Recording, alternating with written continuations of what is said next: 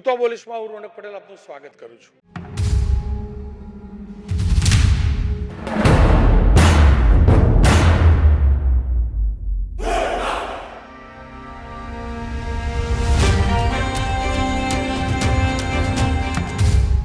બોલે રોનક પટેલ ત્રિવડા તો બોલે. કાલથી હું શો કરીશ, એનું નામ હશે હું તો બોલીશ. કોઈ ત્રાહિત વ્યક્તિએ ટોણો માર્યો એમાંથી આ શબ્દ નીકળ્યો કે હું તો બોલીશ. આ ટાઇટલ એમાંથી. ટીચર હતી અને મેરા નામ ચોકરની જે મને ગમતી બી ટીચર, એ ટીચરને મેં કંઈક નામ બી આપી દીધું, દિવ્યા ભારતી. દિવ્યા ભારતી જેવા એખાદ એમને કહેલું તમે દિવ્યા ભારતી જેવા દેખો. બહુ ખુશી બી થઈ. તો કે તો દુનિયાભરના સમાચાર તમે ટીવી ચાલુ કરો એટલે એકવાર મને પટેલનું નામ સાંભળવા મળે, એટલે એનાથી ઉર્જા મળવા લાગી, નામ આવવા લાગે. એટલે પત્રકારને કેવું છે, નામ આવે, ફોન આવે, લાઈવ થાય, હા, ઉર્જા મળવા લાગી, લોકો ઓળખવા લાગે. હું એટલો ડરેલો હતો, છુપાતો હું સીધો નીચે પડેલો, પીઠાઈ થશે. પણ એ મારો સુખદ અનુભવ હતો. એનો દીકરો મને જોયું એટલે લેવાનો સીધી પર લીધું. એ મને મળે, એમને કહ્યું કે બેટા જરાય ડરતો નહીં, મને તારી પ્રમાણિકતા ઉપર, પવિત્રતા ઉપર ગર્વ છે. તો કે આ ક્ષેત્રને લઈને તો ક્યારેય નહીં લાગી. મને ઓલવેઝ ઉર્જા મળતી રહી. અનેક વખતે સમાચારમાં નિષ્ફળ ગયો છું. મેં વિચાર્યું છે એ પ્રકારનો સમાચાર કવરેજ નહીં કરી શક્યો હોય, પણ ખબર નથી, એની નિષ્ફળતામાંથી પણ મને સફળતા મળતી રહી અને ઉર્જા મળતી રહી. સંસ્થા વિશે બહુ જાણતો, એટલે દિમાગમાં એ વાત ક્લિયર થયેલી હતી કે રાષ્ટ્ર પુરુષ કોઈ છે આ દેશમાં હતા તો સરદાર હતા. રજવાડાના મંત્રી બનાવવામાં આવેલા. નહેરુજીની આઝાદીની લડતમાં દેશના શરૂઆતના દિવસોમાં ભૂમિકા ઉપર ક્યારેય કોઈ ઇનકાર ન કરી શકે. જે પણ લોકો કહેતા હોય, પણ એ ક્લિયર જ છે કે એ દિવસોમાં એ યુથ પ્રધાનમંત્રી, એમાં કોઈ ડાઉટ જ નથી, કોઈ ડાઉટ નથી. મારો સવાલ એ છે કે તમે અધિકારીઓને સવાલ પૂછો છો, સીએમને કેમ નથી પૂછતા? એટલે લોકો એ અપેક્ષા રાખતા હોય તો એ ટોનમાં નહીં જ પૂછવું. એક કારણ કે મુખ્યમંત્રી છે, મુખ્યમંત્રી માટેનો એક અલગ જ આદર હોવો જોઈએ, અને તમારા વાણી વર્તન માત્ર કેમેરા ઉપર નહીં, રિયલમાં પણ એ પ્રગટ થવો જ જોઈએ. સર, તમે ઘણીવાર સરકારની ટીકા કરતા હોય કે કોઈ એવી ન્યૂઝ એક્સપોઝ કર્યું હોય, તો ક્યારે મંત્રીનો કોઈ દિવસ ફોન આવ્યો છે કે ઠપકો આપ્યો છે કે આ ન્યૂઝ ના ચલાવતા કે સ્કીપ કરી દેજો? સ્વાભાવિક છે, ક્યારેક તમારી અને ભાભીની બોલાચાલી બી થતી હોય. સફેદ રૂમાલ પહેલાં કોણ દેખાડે? એ મારામાં કુદરતી એ આર્ટ પણ છે એને સમજાવવાની. મારા ગ્રુપમાં બધા આવી ગયા કે એમ કે મને ગમે તે હોય પણ ભાભીને પટાવી લે, સમજાવી લે, એ માની જાય. મેં ખોટું બી કર્યું હોય તો કદાચ હું એને ખોટું બોલીને સમજાવતો હોય તો કદાચ એને સમજ હશે જ કે મારી આગળ ખોટું બોલે, પણ જાણી જોઈને કન્વિન્સ થતી હોય એવું ડોળ કરી. અને રહી વાત હરસંઘવીની, તો મારા અનેક કાર્યક્રમો એ જે પણ લખતા હશે ને એ એમના દિમાગથી લખતા હશે, પણ અનેક કાર્યક્રમોમાં જ્યારે ગૃહ વિભાગની વાત હશે તો જ્યારે પ્રદીપસિંહ જાડેજા ગૃહમંત્રી હતા અને એમનું નામ બોલીને હું બોલ્યો છું, કદાચ ગણ્યા નથી પણ કદાચ એના કરતાં વધુ હરસંઘવી માટે બોલ્યો છું. કોંગ્રેસનો જન્મ આઝાદીના આંદોલનથી થયો. બિલકુલ. કોંગ્રેસ શાસન માટે નહોતી, આઝાદી આપવા માટે. કોંગ્રેસના એ જે નેતાઓ હતા એ વર્ષો સુધી રહ્યા વર્ષો સુધી, 60 થી 90 સુધી. ક્યારેય કોઈ કલ્પના નહોતું કરી શકતું બદલાયું. સીધી એમ તો તમારા ટેબલ ઉપર આવી જાય, તમારે ત્યાં આપવા આવ્યો હશે, 100 અરજી કરે, 200 અરજી કરે, રોનક પટેલ મતદાર નથી, આ નથી, તે નથી, પેલો નથી, પદ્મશ્રી નથી, પેલાભાઈ નથી, અને પછી તમે એની સામે કોઈ એક્ટ નથી કરતા. આવું તો થોડું હતું હોય છે. અને એ નિયમમાં હતું કે નહીં મને ખબર નથી કે એક્ટ કરવું, પણ એ નિયમ ન હોય તો એ નિયમ તમે લાવતા નથી. કેમ નથી લાવતા ભાઈ? હું મતદાર છું કે નથી મારું ઇલેક્શન કમિશન નક્કી કરશે, હું નક્કી કરીશ. ત્રાહિત વ્યક્તિ ખોટી અરજી કરશે અને રોનક ટેન્શન રાખવાનું, લિંક જોવાની મારું નામ છે કે નહીં, આ પ્રક્રિયા ખોટી. તમારી સાથે જે લોકો કામ કરે છે, ઘણા લોકો વાત થાય ને તો કે યાર રોનકભાઈ જોડે કામ કરવું બોગસ માણસ એવું કહેતા. ના, બહુ અઘરું છે. અઘરું બોગસ માણસ કહેતા હશે. ના, અઘરું છે કે છે. એનું એ કહે છે કે યાર બહુ અઘરું છે એમની જોડે કામ કરવું. એ સાચા લોકો. એનું કારણ કહું કે હું દરેકમાં રોનકની તો અપેક્ષા ન રાખી શકું. હું એક જ વાર થોડોક એટલે રિયલ એટલે અંદર શું કહેવાય મુદ્દા સિવાય પર્સનલી ફાધર વખતે જે મેં શો કર્યો થોડુંક દર્દ થતું ખોટું નહીં કરી દીધું મેકઅપ સ્પેશિયલી મેકઅપ લગાવીને ઊભો રહ્યો ને થોડુંક ખુશ થતું આવું ના હોય આવો પ્રોફેશન થોડુંક થયું એ સિવાય ક્યારે મને જે પણ ભાવ આવ્યો છે એ નૈસર્ગિક ભાવ આવ્યો છે. પોલિટિક્સમાં જવાનું ક્યારે વિચાર આવ્યું કે આપણે જાતે જઈએ?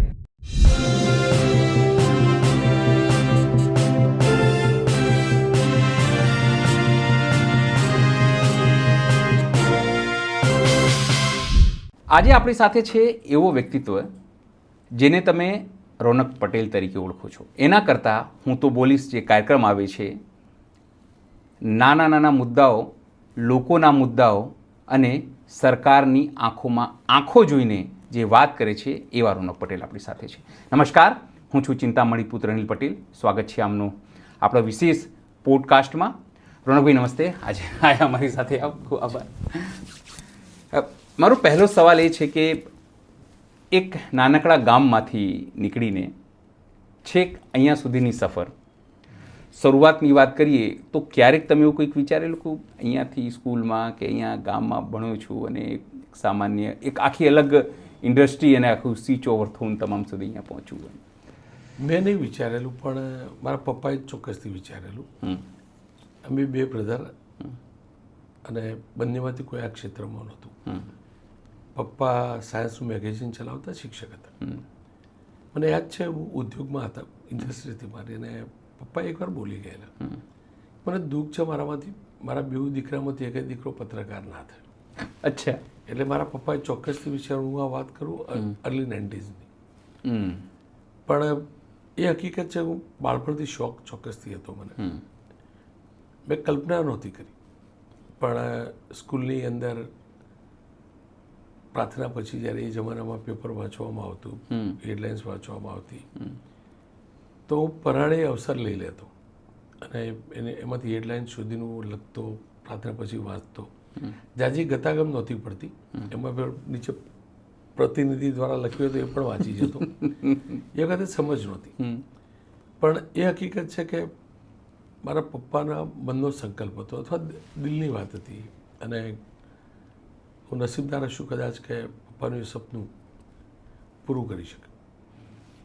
મૂળ વસ્તુ એ કે તમે વાતો કરી એમ સ્કૂલમાં વાંચતો, આ કરતો, પેલું કરતો એમ, પણ સ્કૂલમાં સ્ટુડન્ટ તરીકે કેવા? બહુ હોશિયાર, બહુ ડલ, એવરેજ, તોફાની, મોનિટર, શાંત?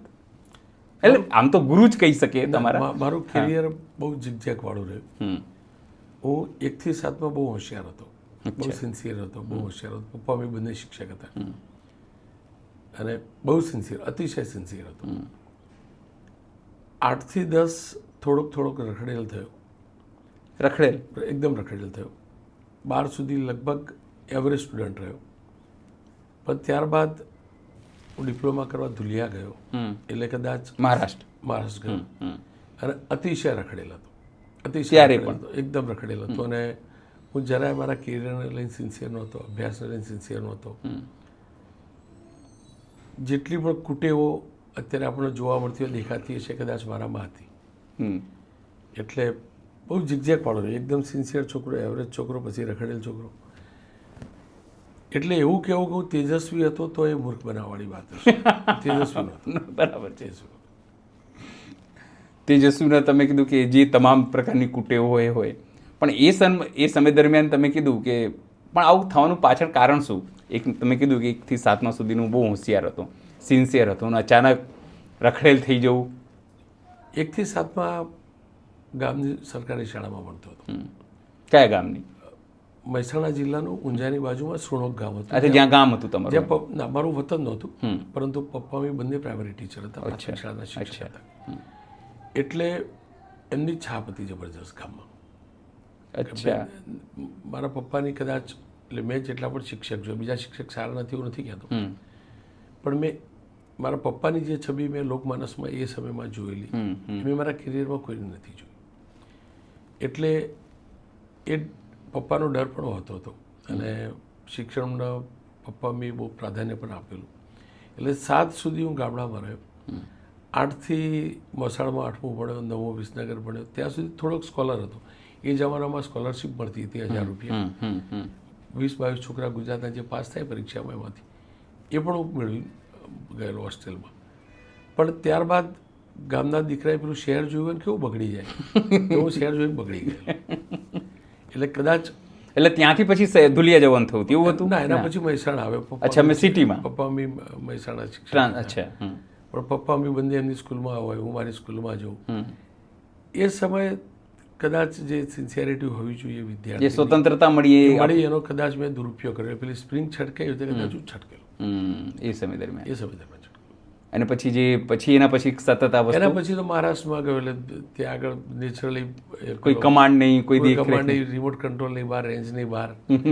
અને હું હજુ પણ એટલે અનુભવથી માનું છું કે બાળકને જ્યારે પણ અચાનક છૂટ મળી જાય એટલે એ કદાચ ગેરમાર્ગે દોરાઈ જાય.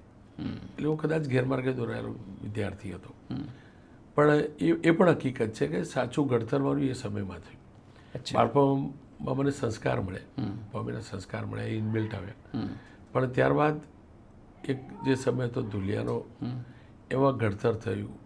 ટીમ કેવી રીતે બનાવાય, એ જ્યારે ડિપ્લોમા કર્યા ત્યારે આ ટીમ લીડર કેવી રીતે બનાવી, એટલે બેઝિકલી ગેંગ લીડર કેવી રીતે બનાવે એ બધી વખતે હું શીખ્યો ત્યાં આગળ. ત્યાં શીખ્યો. આજે પણ ધુલિયામાં ડિપ્લોમા શેના વિશે તમે? ડિપ્લોમા મેં ઇન્ડસ્ટ્રીયલ ઇલેક્ટ્રોનિક્સનું પડ્યું. અચ્છા, ઇન્ડસ્ટ્રીયલમાં.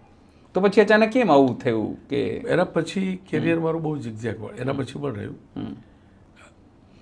એના પછીના સંજોગોમાં એ જમાનામાં સ્ક્રીન પ્રિન્ટિંગ નામનો બિઝનેસ શરૂ થયો. બ્રધર મારો ડિપ્લોમા પ્રિન્ટિંગ ટેકનોલોજી હતો, એને બિઝનેસ શરૂ કર્યો સ્ક્રીન પ્રિન્ટિંગનો. અને હું દુલિયા કેમ કે બહુ નપાસ થતો એટલે પાછો આવી જાઉં બીજી પરીક્ષા હોય ત્યાં સુધી. એટલે ગેંગ લીડર તો ત્યાં પણ નપાસ થતા? નપાસ ચોક્કસ થતો. તો એ વખતે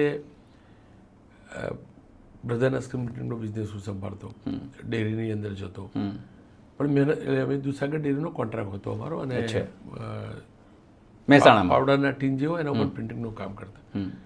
હું એ વખતે 16 કલાક મજૂરી બી કરતો, કારણ કે પેલા દુનિયામાં પૈસા વાપરવા જોઈએ ને, એટલે અહીંયા મજૂરી કરતો, બિઝનેસમાં પૈસા કમાયા. એના પછી અમે લોકો ટેક્સટાઇલનો બિઝનેસ કર્યો છત્રાલની અંદર. બ્રધરે મારા નામથી ફેક્ટરી શરૂ કરી, રોનક ટ્વિસ્ટર નામથી યુનિટ શરૂ કરી. યુનિટ ઠીકઠાક પણ ચાલ્યું. પછી બ્રધર સુરત સેટલ થયો. બ્રધરે સુરતમાં એનો બિઝનેસ શરૂ કર્યો. હું નવો અહીંયા બિઝનેસમાં લાગેલો, બહુ જાજુ જ્ઞાન નહોતું, બિઝનેસના અપડાઉન સમજતો નહોતો.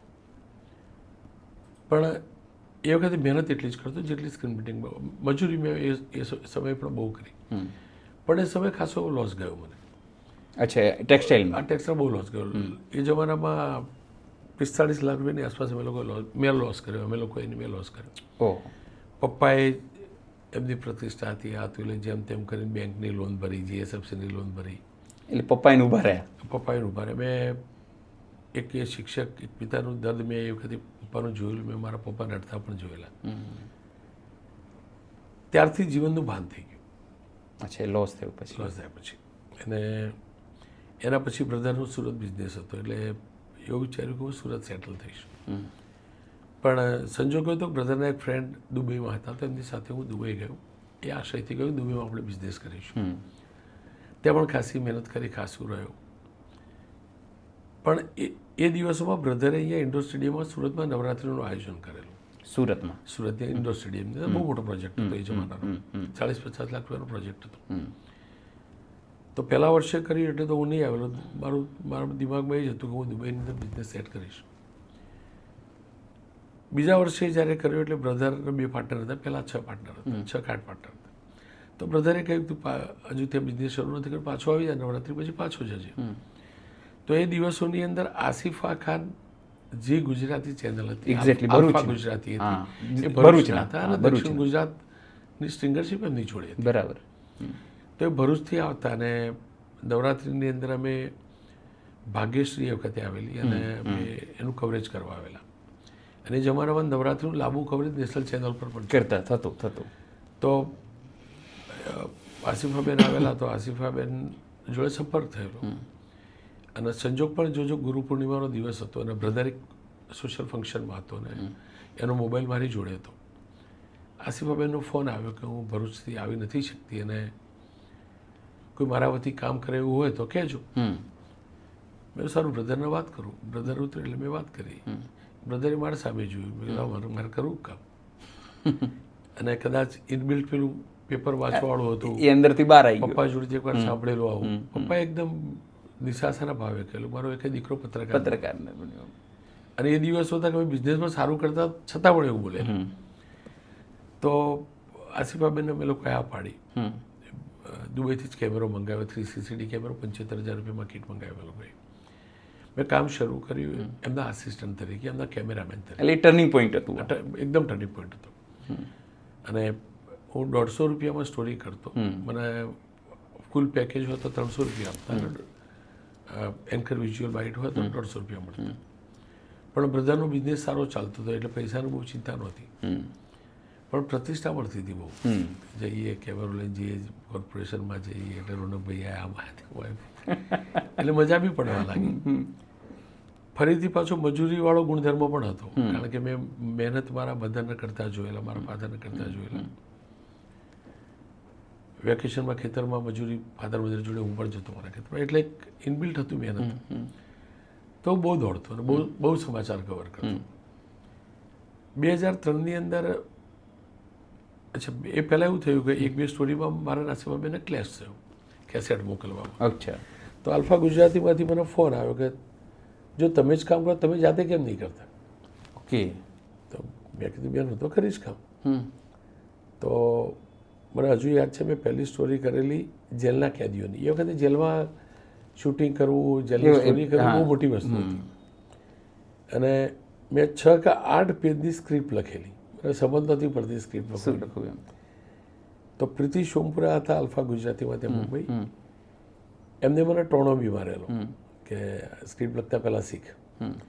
એના પહેલાં એકવાર એવું થયેલું કે રાત્રે અમે લોકો આખા દિવસ જે સ્ટોરી કરી હોય મિનિટ ટેપ આવતી અને સ્ક્રિપ્ટ લખી અમે ટ્રેનમાં આપી આવતા. 10-20ની ટ્રેન આવતી. અજમેર એક્સપ્રેસ કેવું કંઈક નામ હતું. અને એ મુંબઈ સેન્ટ્રલ ઉપર ત્યાંથી રેડર લેવા જાય, એડિટ થાય એટલે પેરેલ આ બાજુથી સ્ક્રિપ્ટ ફેક્સ કરી હોય.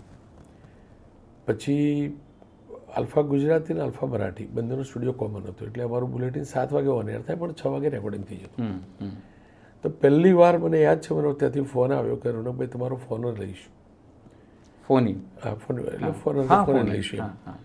હું તો ખુશ થઈ ગયો. એટલે પાક્કું કેસેટ મળીને કીધું કે આસિફભાઈ ફોન નહીં ઉપાડતા હોય.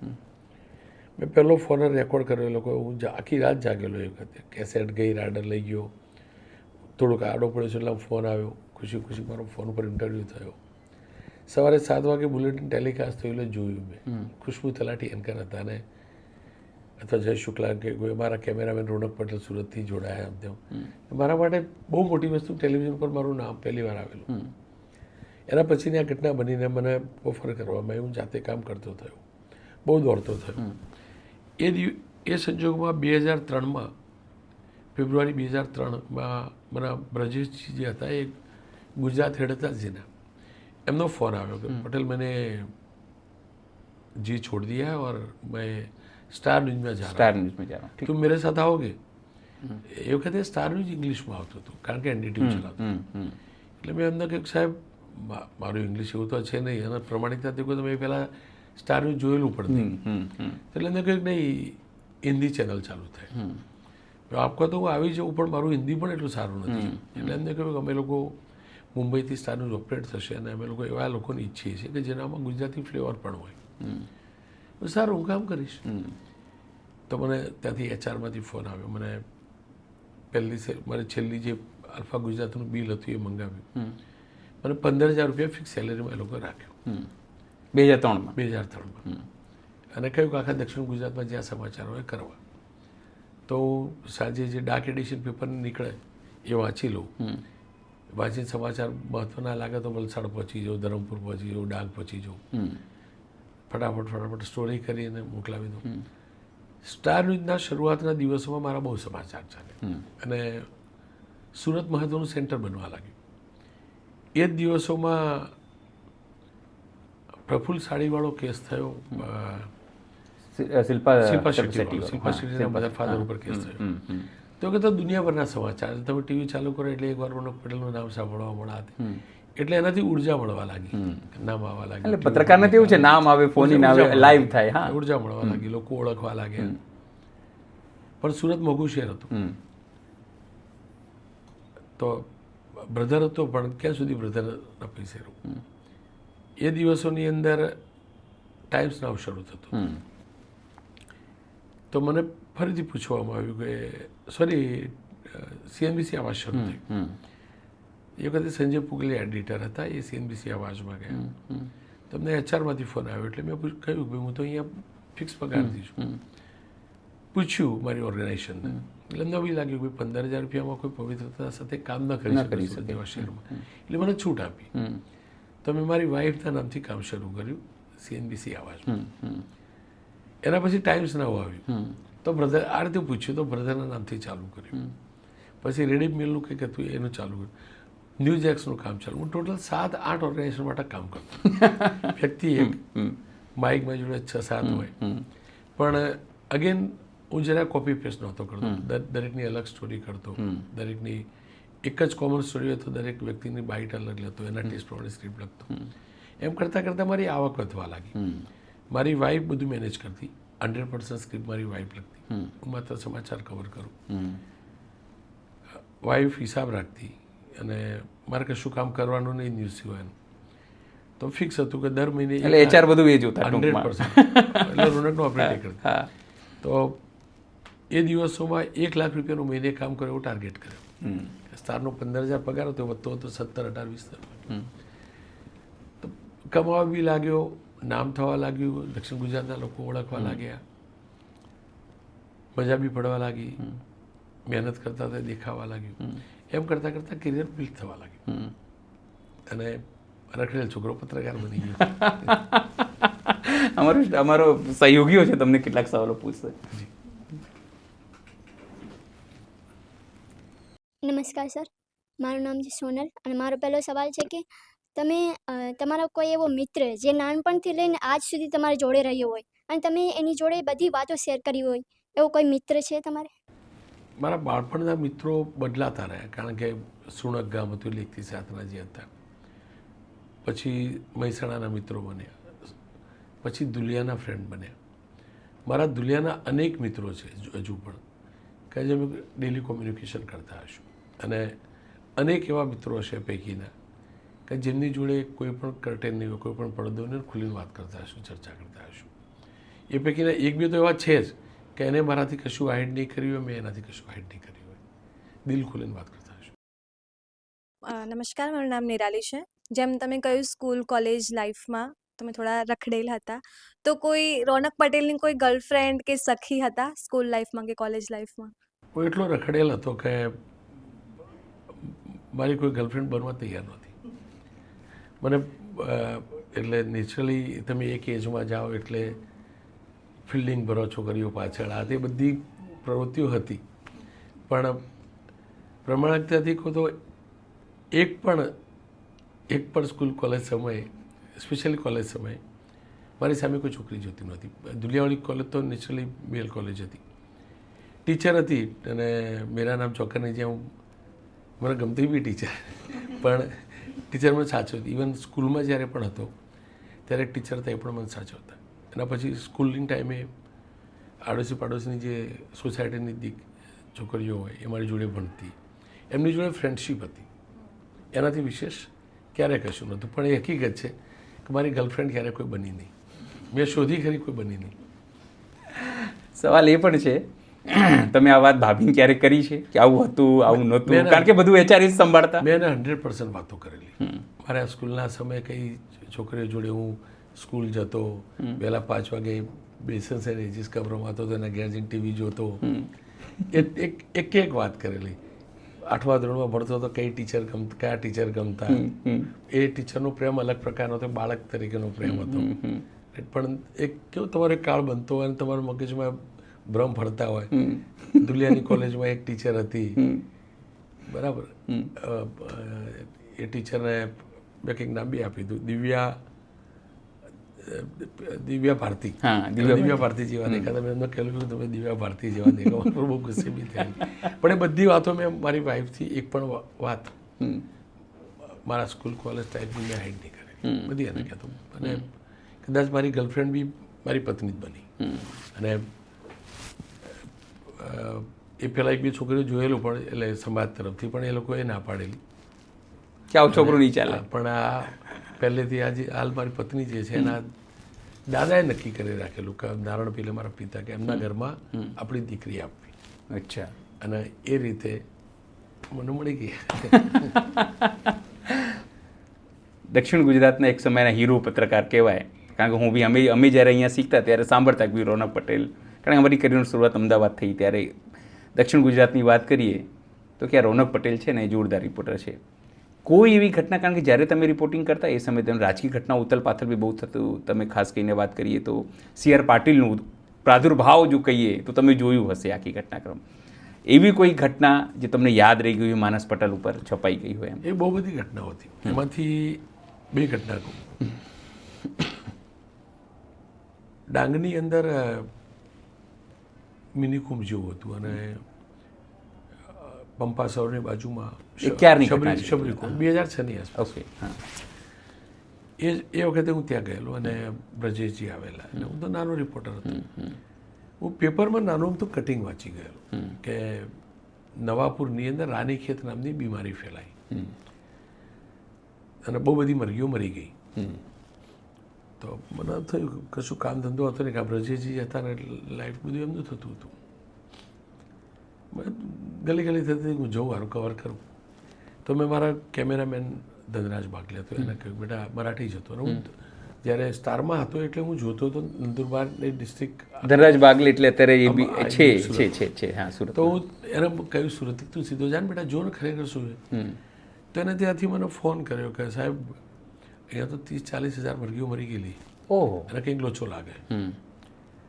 તો અમે કવર કર્યું, રેકોર્ડિંગ કરીને પછી ચેનલને મોકલાવ્યું. પણ એ સમાચાર પડ્યા રહે. સંજોગ એવો થયો કે ટાઈમ્સ નાવમાં એ સ્ટોરી ગઈ. એ જ દરમિયાન સ્ટાર ન્યૂઝમાંથી કોઈનો ફોન આવ્યો કે આર્મીને સૂચના આપવામાં આવેલી કે ગુજરાત મહારાષ્ટ્રની બોર્ડર પર મહામારી ફેલાયેલી. તો મારી જોડે પેલી કેસેટો બધી પડેલી હતી. મારી ચેનલનો મને અભિજીત દાસ કરીને ખતરનાક તીખું મરચું એકદમ ઇનપુટમાં હતા. એમને મને ગાળ બોલીને કહ્યું કે તુझे પતા નહીં ચલતા ઇતની સારી બીમારી ફેલે તું બતાતા. સાહેબ મારી જોડે પડ્યું શૂટિંગ તમે લેતા નથી, મોકલ જલ્દી. તો મેં રિલાયન્સ વેબલથી મોકલાવ્યું અને અમે ચલાવ્યું. તો ત્યારે તો રિલાયન્સ વેબલ જ હતો. રિલાયન્સ વેબલ હતો, બીજું કોઈ સાધન નહીં. તો અમે લોકોએ સ્ટોરી ચલાવી. બીજા જ દિવસે પુણેથી બધા સાયન્ટિસ્ટ આવે, સેમ્પલ લીધા. તો ધનરાજ ફરેલો હતો. તો પેલા બધા જે એનિમલ હસબન્ડરીના ઓફિસર હતા એ પેલા અધિકારીને ઉલ્લુ બનાવતા હતા કે ના ના અહીંયા તો કશું નથી, આમ તેમ. સેમ્પલ અલગ જે સારી પોલ્ટ્રી ફાર્મ હતા ત્યાંથી જ લીધા. તો ધનરાજ જે જગ્યાએ 40-50 હજાર મરઘીઓ મરી હતી પોલ્ટ્રી ફાર્મ પર લઈએ ત્યાંથી સેમ્પલ લેવડાયા. ત્રીજા દિવસે રિપોર્ટ આવ્યો.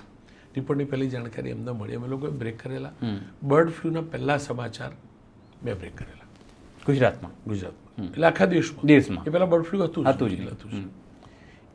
એના પછી થયું કે એ જમાનામાં યુપીએની સરકાર પછી તો આવી ગયેલી અને નંદુરબાર તાલુકા પંચાયત, જિલ્લા પંચાયત, નગરપાલિકા, આમદાર એટલે ધારાસભ્ય, ખાસ એટલે સાંસદ, રાજ્ય સરકાર આ બધું કોંગ્રેસનું હતું. અને સ્વરૂપસિંહ નાઈક ત્યાંના આમદાર એટલે ધારાસભ્ય, એમનું પોલ્ટ્રી ફાર્મ હતું. એના પોલ્ટ્રી ફાર્મમાં થતી ગડબડી આ તે બધું મેં એક્સપોઝ કરેલું. એના પછી અનિલભાઈ એવું થયું કે એ દિવસો ગયા.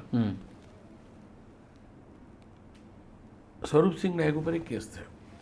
એ પહેલાં વન પર્યાવરણ મંત્રી હતા અને એ જમાનામાં સુપ્રીમ કોર્ટે 7 કે 8 આરા મિલી એટલે આપણે 200 કહીએ ને એના ઉપર પ્રતિબંધ મૂકેલો કે આ વિસ્તારમાં લાકડું નહીં કાપો, આરા મિલને મંજૂરી ના મળે.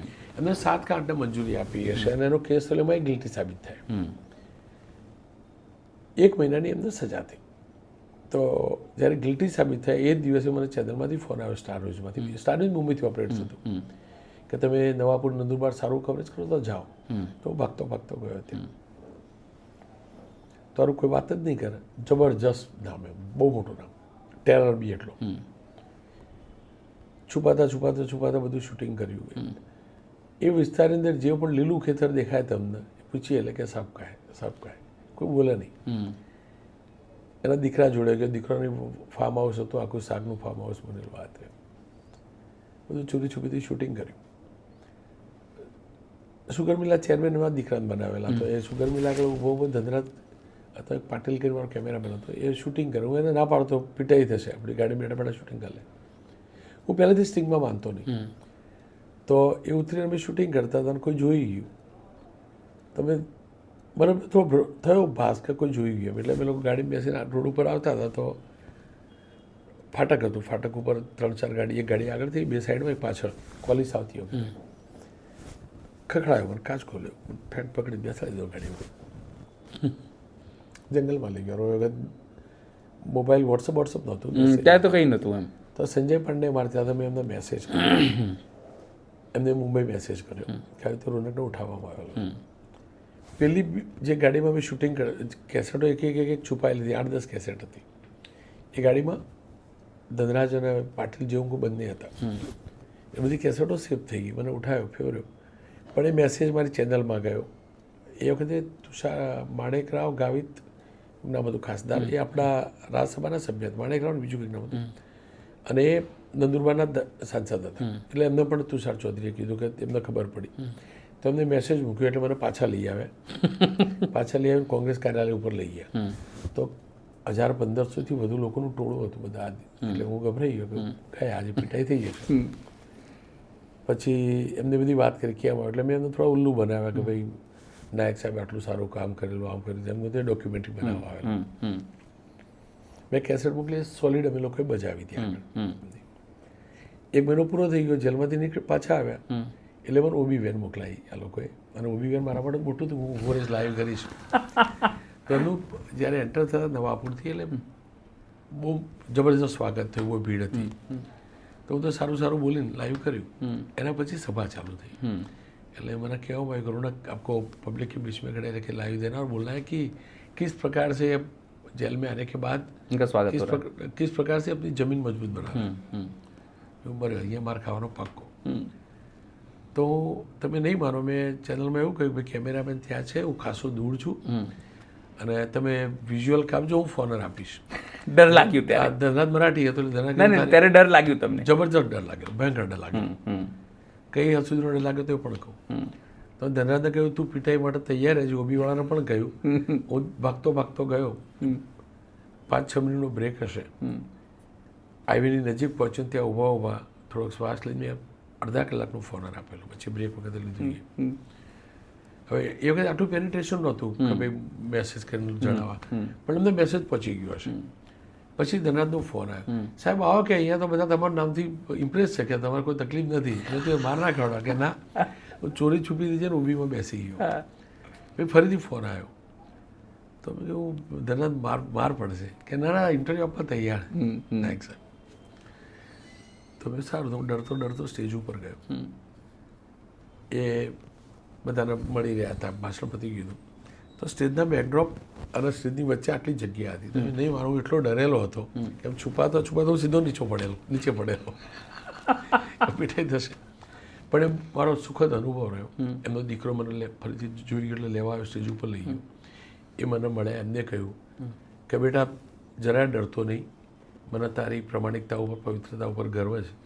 તને જે સાચું લાગ્યું તે પ્રસારિત કરેલું. એ દિવસથી મારી હિંમત ખુલી ગઈ કે સત્ય હોય તો કોઈના પણ માટે બોલો તમે, તો એ વ્યક્તિ તમારું સત્ય સ્વીકારી લે. એ ખોટો પણ માણસ હોય તો એ વિચારે કે સ્વરૂપસિંહ નાયક તો એ એમ, મારો કોઈ વેસ્ટર્ન ઇન્ટરેસ્ટ નહોતો, કોઈ એજન્ડા નહોતો.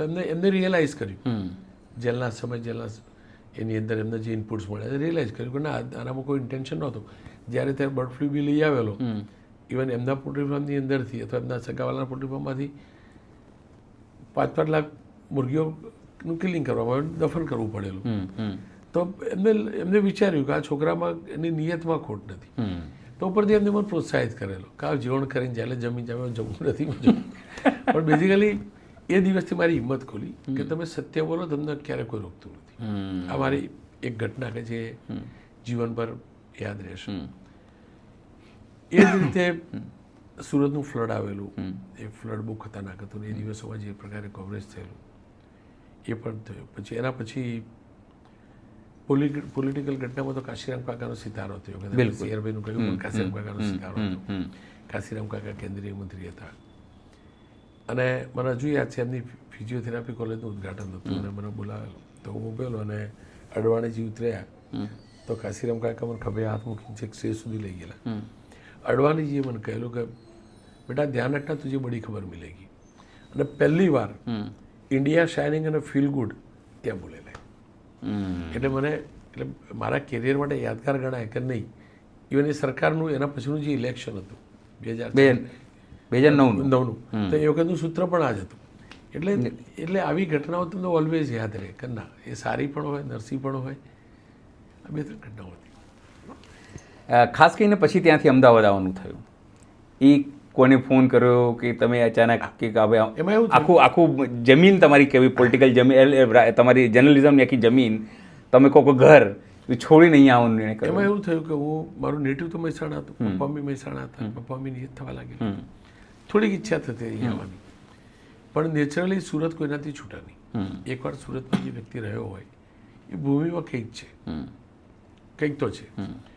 અને એટલા રિલેશન બની ગયેલા બીજેપી હોય, કોંગ્રેસ. મને પહેલેથી પોલિટિક્સનો ઇન્ટરેસ્ટ હતો, પોલિટિક્સ કવરેજનો, રાજનેતાઓ સાથે બેસવાનો. તો કાશીરામ કાકાની તો પછી ડેથ થયેલી અને સીઆરભાઈ હતા, બહુ બધા નેતાઓ હતા. એક દિવસે મને બ્રજેશજીનો ફોન આવ્યો અને હું એ વખતે બ્રજેશજીને કોપનહેગન અથવા ક્યાંક બહાર જવાનું હતું અને એમની જગ્યાએ મને ચાર્જમાં અહીંયા મોકલતા. મારા માટે બહુ મોટી ઘટના હતી. હું બ્યુરો ઓફિસમાંથી હું રિપોર્ટિંગ કરું એમ. એબીપીમાં, ઝીમાં એ વખતે એબીપી થઈ ચૂક્યું. એબીપી થઈ ચૂક્યું. તો અહીંયા આવેલો ને એ વખતે ડીજી વણઝારને લોકો કોર્ટમાં પ્રોડ્યુસ કરેલા. એ જ દિવસે મને વિવેક કુમાર ભટ્ટનો ફોન આવ્યો. એ ત્યારે સંદેશમાં સંદેશને શરૂ થયેલા 13-14ની લોકસભા ચૂંટણી પહેલાની कि आपको मिलना है, आप मेरे यहाँ आओगे, इनपुट हेड बनाऊंगा. मैं ब्रजेशजीને વાત કરી. એટલે બ્રજેશજીએ ચેનલને વાત કરી સ્ટાર ન્યૂઝમાં. સાજી જમાના મારા સંપાદક હતા. એટલે એમને કહ્યું હા એને કે જાય મળે, વાંધો નહીં, એકવાર જાણે તો કરો ઓફર શું. એટલે મને સંદેશમાં એ વખતે 50 કે 55 હજાર પગાર ઓફર કરેલો. ફ્લેટ હતો એ રાખવા આપેલો. મેં ઇન્ટરવ્યૂ પત્યા પછી मैं बात करी फरीथी. ત્યાં पूछी गए तो कि ठीक है उसको बोलो वहाँ ज्वाइन कर ले, उसका जो कैमरा मैन वो सूरत का काम करता रहेगा, क्योंकि वैसे भी हम लोगों का प्लानिंग है गुजराती चैनल का, तो चैनल कैसे चलाना वो सीख लेगा. તો મને ઇનપુટ હેડ તરીકે વિવેક કુમાર ભટ્ટ લઈ આવ્યા. સંદેશમાં કામ કર્યું, ઇલેક્શન કવરેજ કર્યું, પાટીદાર અનામત આંદોલન કવરેજ કર્યું. બસ અમદાવાદમાં એ રીતે આવ્યો. પણ એ હકીકત છે કે હું જ્યારે આવતો હતો એ વખતે મને હજુ એ દિવસ યાદ છે. સુરત સર્કિટ હાઉસના ગેટ ઉપર CR પાટીલ અને પરેશ પટેલ, જે ત્યારે બીજેપીનો અધ્યક્ષ છે, મારો મિત્ર એ વખતે, એને મને કહેલું કે ભાઈ તું નહીં જા ત્યાં આગળ, તું કંટાળી પાછો આવી જઈશ.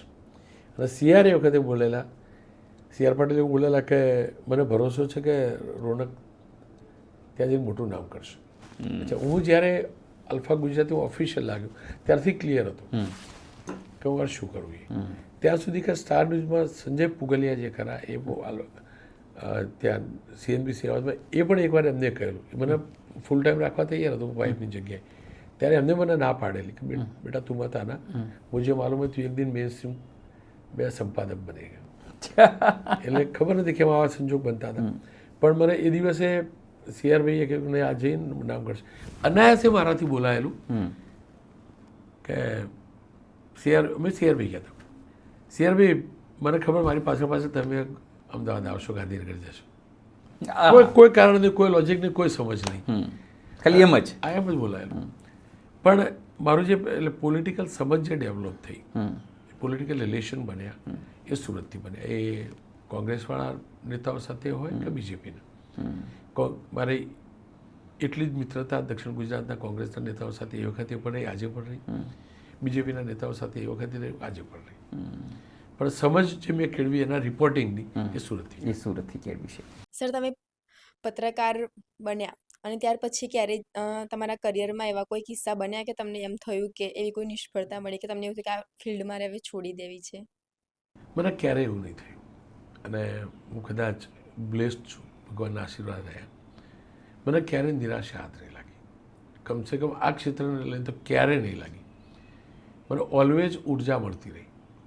અનેક વખતે સમાચારમાં નિષ્ફળ ગયો છું. મેં વિચાર્યું છે એ પ્રકારનો સમાચાર કવરેજ નહીં કરી શક્યો હોય, પણ ખબર નથી એની નિષ્ફળતામાંથી પણ મને સફળતા મળતી રહી અને ઉર્જા મળતી રહી. હું ક્યારેય હતાશ ન થયો. મને એક સેકન્ડ પૂરતું જીવનમાં ક્યારેય વિચાર નહીં આવ્યો કે આ ક્ષેત્ર છોડવું જોઈએ. એ ડર ચોક્કસ રહ્યો, કારણ હું જે દિવસ છોડીશ એ દિવસ મારો કેવો હશે. એટલે હું ઓલવેઝ ભગવાનને પ્રાર્થના કરતો રહ્યો કે હું જાઉં પત્રકાર તરીકે જ જાઉં. એટલે મને ક્યારેય દિમાગમાં આ છોડવાની ઈચ્છા નથી. હું ન છોડી શકું. તો હવે જે આ ફિલ્ડ સાથે જોડાવા માંગે છે, પત્રકારત્વની ફિલ્ડ સાથે, અને જે આ ફિલ્ડમાં છે, તો એ આગળ વધી શકે તેના માટે તમે શું માર્ગદર્શન આપશો? એવું હોય કે જો તમને પેશન હોય, તમને અંદરથી પત્રકારિતા સ્કૂલ કોલેજથી નથી આવતી, સ્પેશિયલી મારા કેસનું એક્ઝામ્પલ કહું તો ઇનબિલ્ટ હોય, તમારા અંદરથી હોય કે ના મારે મજૂરી કરવી, મહેનત કરવી, તો આનાથી સારું કોઈ ક્ષેત્ર નથી. પણ તમે જો નોકરી કરવા માટે જો પત્રકારિતા સ્વીકારતા હોય તો આ જરાય યોગ્ય જગ્યા નથી. 1% યોગ્ય જગ્યા નથી. 1% પણ યોગ્ય ફિલ્ડ નથી. તમને પાગલપણ હોવું જોઈએ પત્રકારિતાનું, અને તમારું પાગલપણ જ તમને સફળ કરે. એટલે એકદમ ક્લિયર હોય કે મારે મહેનત કરવી, મજૂરી કરવી, તો આનાથી સારું ક્ષેત્ર ક્યારેય કોઈ ન હોઈ શકે. તમને કંપનીમાંથી પગાર પણ મળે, ટીવી ઉપર આવવા પણ મળે, એ ઘટનાને જાણવા પણ મળે, સમજવા પણ મળે, આટલું બધું એકસાથે ક્યાં મળે? એટલે ક્ષેત્ર બહુ સારું છે, પણ પવિત્ર ભાવ સાથે જો પ્રામાણિકતાથી મહેનત કરવાની અને અંદરથી થતું હોય, ભાર ન લાગતો હોય, અને તમે જે પૂછ્યું મેં કહ્યું કે છોડી દઉં એવો ભાવ ના આવતો હોય તો જ આ ક્ષેત્રમાં હોય, બાકી ના હોય. નમસ્કાર સર, મારું નામ મમલ છે. મારો પ્રશ્ન એ છે સર કે તમારા વોટ્સઅપ ડીપીમાં સરદાર વલ્લભભાઈનો ફોટો જોયો, એટલે શું એ પટેલ છે કે એની પાછળ કંઈક કહાની છે કે તમે એમનો ફોટો મૂક્યો છે વોટ્સઅપમાં? મારા પપ્પા સાયન્સનું મેગેઝિન ચલાવતા શિક્ષક હતા ને એની જોડે એક સંસ્થા ચલાવતા જે સરદાર પટેલ સાહેબના નામથી હતી. મારું સરદાર વિશેનું વાંચન કદાચ કોઈ પણ વ્યક્તિ કરતાં ઓછું હશે. હું સરદારને ક્યારેય વાંચતો નથી. હું એવું માનું કે હું જેને ભગવાન માનું જેને વાંચવાના ના હોય, જે કોઈના ભાવ કોઈએ લખેલું હશે ને સરદાર સાહેબ વિશે, એટલે હું વાંચતો નથી. કોઈના ભાવથી હું સરદારને શું કરવા સમજું કે માનું. પણ પહેલેથી બાળપણમાં પપ્પાના ત્યાં ઘરે નાનપણથી એ સંસ્થાનું નામ હતું, આઈ થિંક ઉત્તર ગુજરાત લેવા પાટીદાર સરદાર એ નામથી હતું. એ વખતે દિનશા પટેલનું નામ પણ બહુ સાંભળતા. દિનશા પટેલ મારા હિસાબથી સરદારે સૌથી વધુ સેવા કરી છે એ નામની, એ સંસ્કારની તો દિનશાએ કરી હશે. એટલે એમની સંસ્થા વિશે બહુ જાણતો. એટલે દિમાગમાં એ વાત ક્લિયર થયેલી હતી કે રાષ્ટ્ર પુરુષ કોઈ છે આ દેશમાં હતા તો સરદાર હતા. હું પર્સનલી એ દિવસથી દિલ્હીમાં એવું થયેલું કે સરદાર જ આ દેશના ભગવાન છે. જો કોઈ ભગવાન વિશે આપણે જે પણ ભગવાન વિશે જાણીએ છીએ, તો સપોઝ ભગવાન રામ તો ક્યાંના હતા? અયોધ્યાના હતા. એમનું સ્ટેટ અયોધ્યા હતું, અયોધ્યાનું કામ કર્યું, આ કર્યું, બધું જે પણ હોય. ભગવાન કૃષ્ણ તો મથુરા, દ્વારકા. તો સરદારે તો આખો દેશ બનાવ્યો. પેલું શાસ્ત્રોમાં લખેલું છે, પણ સરદારવાળું તો મારા પિતા, મારા દાદાએ એમને જોયેલા. એ કહેલી સાંભળેલી વાતો કે શાસ્ત્રોમાં લખાયેલી, શાસ્ત્રોનો આદર પૂરો, પણ એનાથી વિશેષ સીધું એક જ જનરેશન પહેલાં એમનું કાર્ય આપણે જાણીએ છીએ. તો દેશનો નકશો જે બનાવતો હોય, જેના કારણે મારો પાસપોર્ટ ભારતીય હોવાનો બનતો હોય, મારું મણુદ ગામ ભારતનું ગામ, હું બાળપણમાં ભણ્યો હોય, મારા ગામનું નામ મણુદ છે, મારું જન્મસ્થળ મણુદ છે, આ જિલ્લો છે, આ રાજ્યનો, હું ભારતનો નાગરિક છું. તો જેને મને જેના કારણે ભારતનો નાગરિક હોવાનું ગર્વ મળ્યું, એ મારા માટે કેમ ના હોય? એટલે જ્યારે પણ મોબાઈલ મેં લીધો અને વોટ્સઅપ ડાઉનલોડ કર્યું, ત્યારથી હું સરદાર સાહેબ સિવાય ક્યારેય કોઈ રાખતો નથી. કોઈ વાર ભૂલથી હું એટલે એટલો ટેકનોસેવી નથી ટેકનોસેવી એમ. નથી, તો ભૂલથી કોઈ વાર સ્ટેટસ બદલાઈ જાય તો કોઈને કોઈ તરત ફોન કરે. ભૂલથી કોઈને કંઈક ફોરવર્ડ કરતો હોય ને એની જગ્યાએ સ્ટેટસમાં મુકાઈ જાય. એકવાર મારી પેસ્લિપ મુકાઈ ગયેલી ભૂલથી, હું કે વાઈફને ફોરવર્ડ કરતો તો તુરંત કોઈનો ફોન આવે, 1 સેકન્ડમાં હું ડિલીટ કરી, એ બી શીખી ગયો ડિલીટ કરવાનું. સરદાર સાહેબની જે પણ મને, હું એના તસવીર બી નથી સમજતો, મૂર્તિ માનું, જ્યાંથી પણ મળે શોધીને મૂકી દઉં. એકદમ હું ક્લિયર છું કે કોઈના માટે જે હોય, મારા માટે તો સરદાર જ ભગવાન છે. હું નીચે એ પણ લખું છું, દેશના એકમાત્ર સાહેબ સરદાર સાહેબ. એકદમ ક્લિયર આ ઘટના. નહીં, સવાલ તમે કીધું સરદાર સાહેબ, તો મહાત્મા ગાંધી, જવાહરલાલ નહેરુ, આ બધા બી તો છે, નાયક છે, અને એ લોકોએ બી બિલ્ડમાં મદદ એ કરી. બધાની આઝાદીમાં જબરજસ્ત પ્રદાન, રાષ્ટ્રપિતા નહેરુજી, એમાં કોઈ ડાઉટ નથી. પણ મને એટલું બતાવો, દેશનો નકશો બન્યો, એ તો જવાબદારી સોંપાઈ હતી ને એમને. જવાબદારી સોંપાઈ, હા. જવાબદારી સોંપાઈ, નકશા બનાવવામાં જવાબદારી સોંપાઈ, એની અંદર પછી બીજા કોઈનું ઇન્વોલ્વમેન્ટ ક્યાં જોયું તમે? એ પાક્કું. દેશ બધા રાજાઓ રજવાડા જે આપ્યા એ સરદાર સાહેબના ભરોસે આપ્યા. એકદમ ક્લિયર, સરદાર સાહેબના ભરોસે રાજાઓએ રજવાડા આપ્યા. આપણે આપણા સગા ભાઈ, સરદાર સાહેબ તો પ્રતિનિધિ હતા ને કોઈના. ના કોઈના પ્રતિનિધિ એ સીધી હું કહું રીતે તમને. જો કોંગ્રેસમાં જવાહરલાલ નહેરુ હોય કે એ પ્રતિનિધિ તરીકે ગયા હતા, કારણ કે બધાને ખબર હતી કે આમની પાછળ કોણ વ્યક્તિ છે. બધા મારું એ મારી સમજ છે. તમારી સમજ બી કદાચ સાચી પણ હોઈ શકે, હા. પણ મારી ક્લિયર સમજ છે કે જો સરદારને એ પ્રતિનિધિત્વ ના આપી, એ જવાબદારી ના આપી હોત તો બીજું કોઈ આખો દેશ ના બનાવી શકતી. જો બનાવવાની ત્રિવડ હતી તો કાશ્મીરને જોડી દેવું હતું ને એ વખતે પ્રોપર વેમાં. આ વિવાદ એ સમય દરમિયાન તો હરીસિંહ તૈયાર નહોતા. એ જે પણ હોય એવી રીતે અહીંયા જુનાગઢના બી તો નવાબ તૈયાર નહોતા ને. આ તો અહીંયાથી તો ભાગી ગયા, હરીસિંહ ભાગ્યા નહોતા. નહીં, નહોતા ને તૈયાર. હૈદરાબાદમાં પણ એવું હતું ને, સરદાર લઈ આવેલા ને. સરદાર રજવાડાના મંત્રી બનાવવામાં આવેલા. નહેરુજીની આઝાદીની લડતમાં દેશના શરૂઆતના દિવસોમાં ભૂમિકા ઉપર ક્યારે કોઈ ઇનકાર ન કરી શકે. જે પણ લોકો કહેતા હોય, જે પણ કહેતા હોય, પણ એ ક્લિયર જ છે કે એ દિવસોમાં એ યુથ પ્રધાનમંત્રી, એમાં કોઈ ડાઉટ જ નથી, કોઈ ડાઉટ નથી. પણ હું જે સમજુ એ પ્રકારે જો સરદારને પ્યોર ફ્રી હેન્ડ આપ્યા હોત કાશ્મીર મુદ્દે તો કાશ્મીરનો મુદ્દો ના હોત. એમાં વાગ નહેરુનો છે કે બાપુનો છે, એ જરાય એવું નથી કહેતું કે એ વખતના નેતાઓ રાષ્ટ્રનેતા, રાજનેતાઓ નહોતા, એ રાષ્ટ્ર નેતાઓ હતા બધા, એમનો જરાય નહોતો. પણ અમુક કુને અમુક જ વ્યક્તિમાં હોય, અમુક શક્તિ અમુક જ વ્યક્તિમાં હોય. એ શક્તિ કદાચ સરદારમાં જ હતા, અને કુદરતે સરદારને એના માટે જ મોકલેલા હતા. અને હું એટલે માનું છું કે સરદાર ના હોય તો દેશનો નકશો ના હોય, બાપુ ના હોત તો આઝાદી ના હોત, બાપુ ના હોત તો સરદારના જવાબદારી ના આપી હોત, નહેરુજી ના તો સરદારના આ જવાબદારી ના આપી હોત, ત્યાં સુધી ઓકે. પણ દેશનો નકશો તો સરદારે જ બનાવ્યો, એકદમ ક્લિયર. અને જો એ ન માનવું હોય તો કાશ્મીરવાળો મુદ્દો કેમ ઊભો રહ્યો? કારણ કે સરદારનું સીધું ઇન્વોલ્વમેન્ટ ઇન્ડિપેન્ડન્ટલી એ મુદ્દે નહોતું. બાકી એમનામાં એક કુને હતી. એટલે હું જરાય નહીં કહેતો કાશ સરદાર પહેલાં પ્રધાનમંત્રી હોત, પણ કાશ સરદારને એ પણ જવાબદારી આપી હોત તો દેશનો નકશો ક્યારે એના ઉપર સવાલ નહીં ઉઠતી. જે આ સાચા ખોટા સવાલો લોકો ઉઠાવી રહ્યા, કોઈનો મોકો જ ન. પીઓ કે બી આપણું હતી.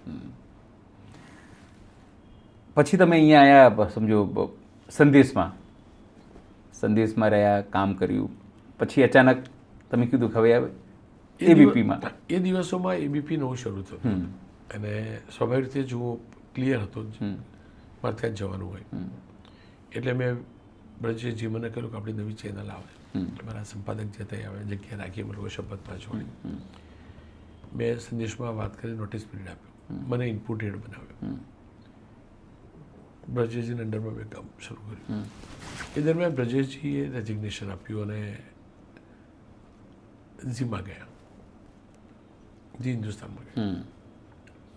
એટલે ચેનલે મારામાં કંઈક જોયું હશે, મહેનત જોઈ હશે, જે પણ જોયું હોય, એટલે મેનેજમેન્ટે મારી ઉપર ભરોસો મૂક્યો, મને જવાબદારી સોંપી કે ભાઈ તમે ઇન્ચાર્જ એડિટર તરીકે. લોકો 4-6 મહિના મને પરખ્યો, એના પછી મને એક્ઝિક્યુટિવ એડિટર બનાવ્યો અને બસ એ જવાબદારી. આટલું બધું નામ, આટલું બધું, પછી તમને એવું કેવું થયું કે હું એક કાર્યક્રમ શરૂ કરું જેનું નામ હશે હું તો બોલીશ? કારણ શું? કંઈ બીજું નામ પણ રાખી શકે, ઘણું બધા નામ હતા, હું તો બોલીશ જ નામ કેમ એમ લોકો પૂછે એમ.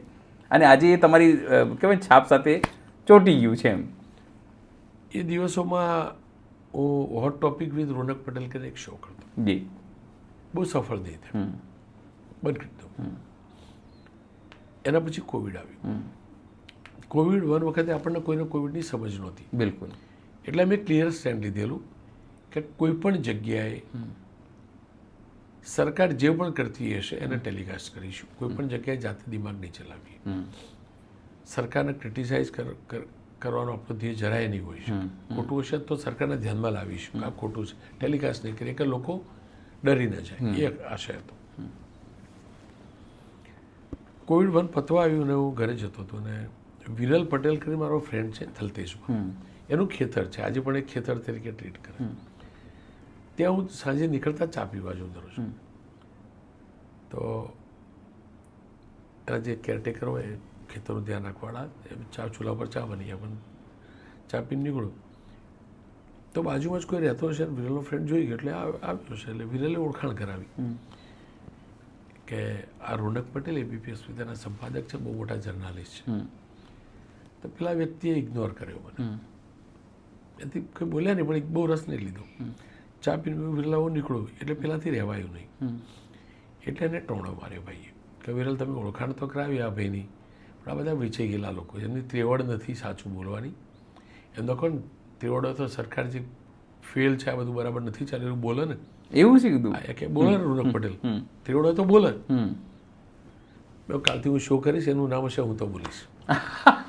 કોઈ ત્રાહિત વ્યક્તિએ ટોણો માર્યો, એમાંથી આ શબ્દ નીકળે કે હું તો બોલીશ, આ ટાઇટલ એમાંથી આવ્યું. પછી થવા એવું લાગ્યું કે કંઈ પણ ઘટના હોય, એ શો હું ડેલી શો નહોતો કરતો, પણ કંઈ પણ એવો મુદ્દો આવ્યો તો ટાઇટલ આવ સ્ટિંગ આવે ને પછી ઊભો થઈ જાઉં, હું બોલવા લાગું કે આ ખોટું થયું, આમ થયું, તેમ થયું, બોલવાનું. એ દિવસોમાં એ નેતાનું નામ નહીં કહું, પણ હું કંઈક કવરેજ કરવા માટે સૌરાષ્ટ્ર ગયેલો, લોકડાઉન હટી ગયેલું, અને પણ એ નેતા બીમાર રહેતા હતા. એમના ઘેર મેં ચા નાસ્તો કર્યો. એમના મધર હું નીકળતો તો મળે, હું પગે લાગ્યો, બા કેમ છો? આમ થયું. બા મને ઓળખું ભાઈ કે તું રોનક પટેલ, પેલો ટીવી ઉપર ગમે ત્યાં એને ઉભો રહીને જતો રહે. હા બા, તું જો ભાઈ મારા છોકરાને ડિટ્ટો નહીં ગમતો, એના પક્ષવાળાને ડિટ્ટો નહીં ગમતો, પણ તું સાચું બોલે. બીજા કેટલી ભાજપ ના હતા, તું સાચું બોલે, તું બોલવાનું બંધ ના કરતો, આ તને બદલવા પ્રયાસ કરે તો બોલવાનું બંધ ના કરતો. આ બોલે પણ કે એક કામ કર ને ભાઈ, તું દરરોજ વાળુના ટાઈમે ચાલુ કર ને. અચ્છા, જમવાના સમય, જમવા ટાઈમે બહાર જમવાનું કહ્યું ને તું 8 વાગે ચાલુ કર. એ દિવસ મેં નક્કી કર્યું કાલથી હું રેગ્યુલર શો કરીશ. એટલે મેં પહેલાં અઠવાડિયાના સોમથી શનિનું વિચારેલું, એટલે મેં પહેલો પ્રોમો સોમથી શનિનો બનાવ્યો. સંજોગ એવો થયો જે રવિવાર કેવો આવતો એ જ દિવસે કંઈ મોટી ઘટના આવી તો લોકડાઉન લાગ્યું, એટલે એ અઠવાડિયે ભાઈ આપણે રવિવારે આજે પણ કરી લઈએ. પછી થયું કે ના આવા તો આખું અઠવાડિયું જ કરવું એમ. એટલે પહેલા દિવસથી આ સુધી સતત એ હું તો બોલીશ એ બાએ જે નામ એટલે પ્રેરિત કર્યો. વિચાર કરો કે એક કદાચ ઓછું શિક્ષણ હશે પણ કેટલા ખેડવાયેલા હશે, એમને ખબર વ્યુઅર કયા ટાઈમે વધુ હોય, કયા ટાઈમે માણસ વધુ ટેલિવિઝન જુઓ, ગુજરાતી ચેનલ જુઓ. એમને મને પ્રેરણા આપી તું 8 વાગે ડેલી કર. મેં 8 થી 9નો આ શો કર્યો ને આ સુધી ચાલ્યા. રોજ કરો છો? રોજ ઠંડી, ગરમી, વરસાદ, ઘરમાં પ્રસંગ હોય, સુખદ પ્રસંગ હોય, દુઃખદ પ્રસંગ હોય, એ કેવી રીતે કરે? કારણ કે માણસ થાકી જાય રોજ કરતાં કરતાં. કોઈ ટોકે કાલે આજે તો રહેવા દો, આજે ઘરમાં દુઃખદ પ્રસંગ, મેં સાંભળ્યું તમારા ઘરમાં દુઃખદ પ્રસંગ હતો, એ દિવસે બી તમે પોતાનું કાર્યક્રમ કરેલું. એમાં એવું થયું કે શરૂઆતના દિવસો 365 શો તમે ખેંચી લીધા. એના પછી 13મી જાન્યુઆરી ફાધરનું અવસાન થયું. 2 બ્રેક આવતા, છેલ્લા બ્રેક પછી 1-1.5 મિનિટનું ગલીપ સેગમેન્ટ હોય. 5-6 મિસ કોલ જોયેલા, થોડોક અણસાર આવેલો. પપ્પા સુરત ગયા હતા, થોડોક અણસાર આવેલો. પૂરું કરીને ફોન કર્યો, એટલે મેં પૂરું કરીને ફોન કર્યો, એટલે છેલ્લો ફોન ભત્રીજાનો હતો. ભત્રીજા કાકા દાદા ગયા એમ. હું વાઈફ, જીજાજી, સિસ્ટર અને કઝિન અહીંથી નીકળ્યા ગાડીમાં. મધર ફાધર બંને નક્કી કરેલું જ્યારે રિટાયર્ડ થાય એટલે કે આપણે દેહદાન કરીશું. સુરત ગયા, દેહદાન કરવા નક્કી કરેલું હતું. એટલે સવારે જઈને સિવિલમાં પપ્પાનું પાર્થિવ શરીર આપીને ઘરે આવ્યા, નાયો ધોયો. માને પૂછ્યું, મા બોલો હવે શું વિધિ કરવાની? તો મારી માએ કહ્યું કે ભાઈ તું જા સુરત, તારો શો કર. મેં પૂછ્યું કે મમ્મી આવું ના હોય, આજના દિવસે ના કે દરરોજ કરો ને, ડ્રોપ નહીં કરવાનું. મધરે મારી માએ કહ્યું. પછી મેં કહ્યું તો મમ્મી તો અહીંથી કરી લઈશ, અહીંયા સેટઅપ લગાવીને તો કરી લેવાની. કે ના, તારા પપ્પાને ગમતું હતું, તું મેકઅપ લગાવીને કોટ બોટ પહેરીને કેમેરા આગળ ઉભો રહી જાવ. તારા પપ્પા છેલ્લા દિવસોમાં ટીવી જોતા હતા. નીકળતો બસ એ આવ્યો, અહીંયા મેકઅપ લગાવીને શો કર્યો એ દિવસે. એના પછીથી એકદમ ક્લિયર થયું કે જો હવે હું બીમાર પડ્યો, હું થાક્યો, મારા ફ્રેન્ડના ત્યાં જવાનું, મારા અહીંયા જવાનું, આ કેરેક્ટરમાં જવાનું, આમ જવાનું, ફરવા જવાનું, વિદેશ જવાનું, એમ વિચારી એક પણ દિવસ ડ્રોપ કરું છું, તો મારી માએ જે ભારે હૃદયે મારા સંકલ્પને પૂરું કરવા માટે જે સામેથી મને પ્રેરિત કર્યો છે એનું અપમાન ગણાય, મારા પપ્પાનું મોતનું અપમાન ગણાય. બસ એટલે ક્યારેય વિચાર નહીં આવ્યો કે હું આજે નહીં કરું ચાલશે. એ ચોક્કસ વિચાર આવ્યો કે આ શો નહીં થાય, આ તકલીફ પડશે, શું કરીશ, કેવી રીતે હું શો કરી લઈશ, શું કરવું તો છે જ. એટલે મને ક્યારે 0.001% પણ એવું નહીં આવ્યું કે હું આ શો ના કરું. અને કુદરતની દયાથી એવું બન્યું પણ નહીં. પછી કોવિડની થોડીક અસર પણ થઈ, તો એક ફ્રેન્ડનું ઘર ખાલી હતું, એમાં સેટઅપ લગાવીને હું કરી લેતો. એના પહેલાં આઇસોલેશનમાં તો હોટલની નીચેથી કરી લેતો. પણ ભગવાને મદદ કરી, સ્ટાફે મદદ કરી અને શો ચાલતા રહે. 1800 સમથિંગ દિવસ થઈ ગયા. સારું પૂછશે. નમસ્કાર સર, મારું નામ નીરુ છે. મારો સવાલ એ છે કે તમે અધિકારીઓને સવાલ પૂછો છો, સીએમને કેમ નથી પૂછતા? સીએમ લાઈવમાં જોડાતા નથી બેટા. સીએમે એક પણ પત્રકાર પરિષદ કરી નથી.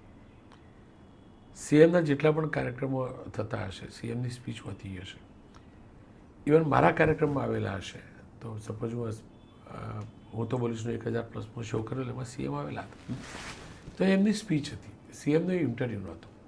હું સીએમનો ઇન્ટરવ્યૂ કરીશ એટલે 100% પૂછીશ, અને એક પૂછીશ કે તમારી જેમ તમામ લોકો એવું વિચારે છે કે રોનક પટેલ બીજા બધાને પૂછે, સીએમને કેમ નહીં પૂછતો, આ કેમ નહીં પૂછતો, પેલું કેમ નહીં, એક સવાલ પૂછીશ. પણ હા, એ ચોક્કસ છે, આપણા રાજ્યના મુખ્યમંત્રી જ હોય, કોઈ પણ પક્ષના હોય, ભૂપેન્દ્રભાઈ હોય, આનંદીબેન હોય, બીજા કોઈ પક્ષનો કોઈ પણ હોય, એમને પૂછવાનો ટોન તમારો અલગ જ હોય, કારણ કે મુખ્યમંત્રી એ અલગ જ. જ્યારે પણ પૂછી વિજયભાઈ હતા, એમના મેં ઇન્ટરવ્યૂ કરેલા, પણ એ ટોન બદલાઈ જતો હતો. એટલે લોકો એ અપેક્ષા રાખતા હોય તો એ ટોનમાં નહીં જ પૂછું. એક કારણ કે મુખ્યમંત્રી છે ને, મુખ્યમંત્રી માટેનો એક અલગ જ આદર હોવો જોઈએ, અને તમારા વાણી વર્તન માત્ર કેમેરા ઉપર નહીં, રિયલમાં પણ એ પ્રગટ થવો જ જોઈએ. હું કરીશ ઇન્ટરવ્યૂ, 100% પૂછીશ, પણ લોકો ઈચ્છતા હશે ટોનમાં નહીં પૂછું. એ કોઈ પણ ભૂપેન્દ્રભાઈ, બીજું કોઈ પણ આવશે. સર, તમે ઘણીવાર સરકારની ટીકા કરતા હોય કે કોઈ એવી ન્યૂઝ એક્સપોઝ કર્યું હોય, તો ક્યારે મંત્રીનો કોઈ દિવસ ફોન આવ્યો છે કે ઠપકો આપ્યો છે કે આ ન્યૂઝ ના ચલાવતા કે સ્કીપ કરી દેજો? જો બેન, મંત્રી ઠપકો કોણ આપે? આપણો વડીલ આપે, આપણા ગુરુ આપે.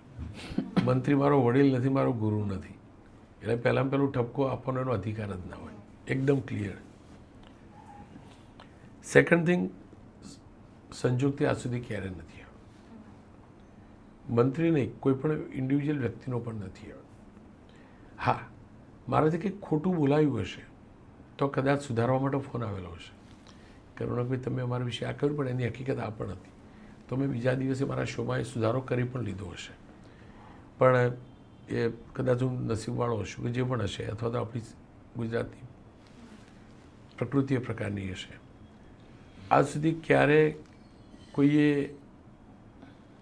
એ કહેવાનો પ્રયાસ નથી કર્યો કે તમે કેમ મારી સામે આ કરી, કારણ હું કોઈની સામે નથી કરતો. હું સરકાર સાથે પણ નથી, સરકાર સામે પણ નથી, હું સિસ્ટમની સાથે પણ નથી, સામે પણ નથી.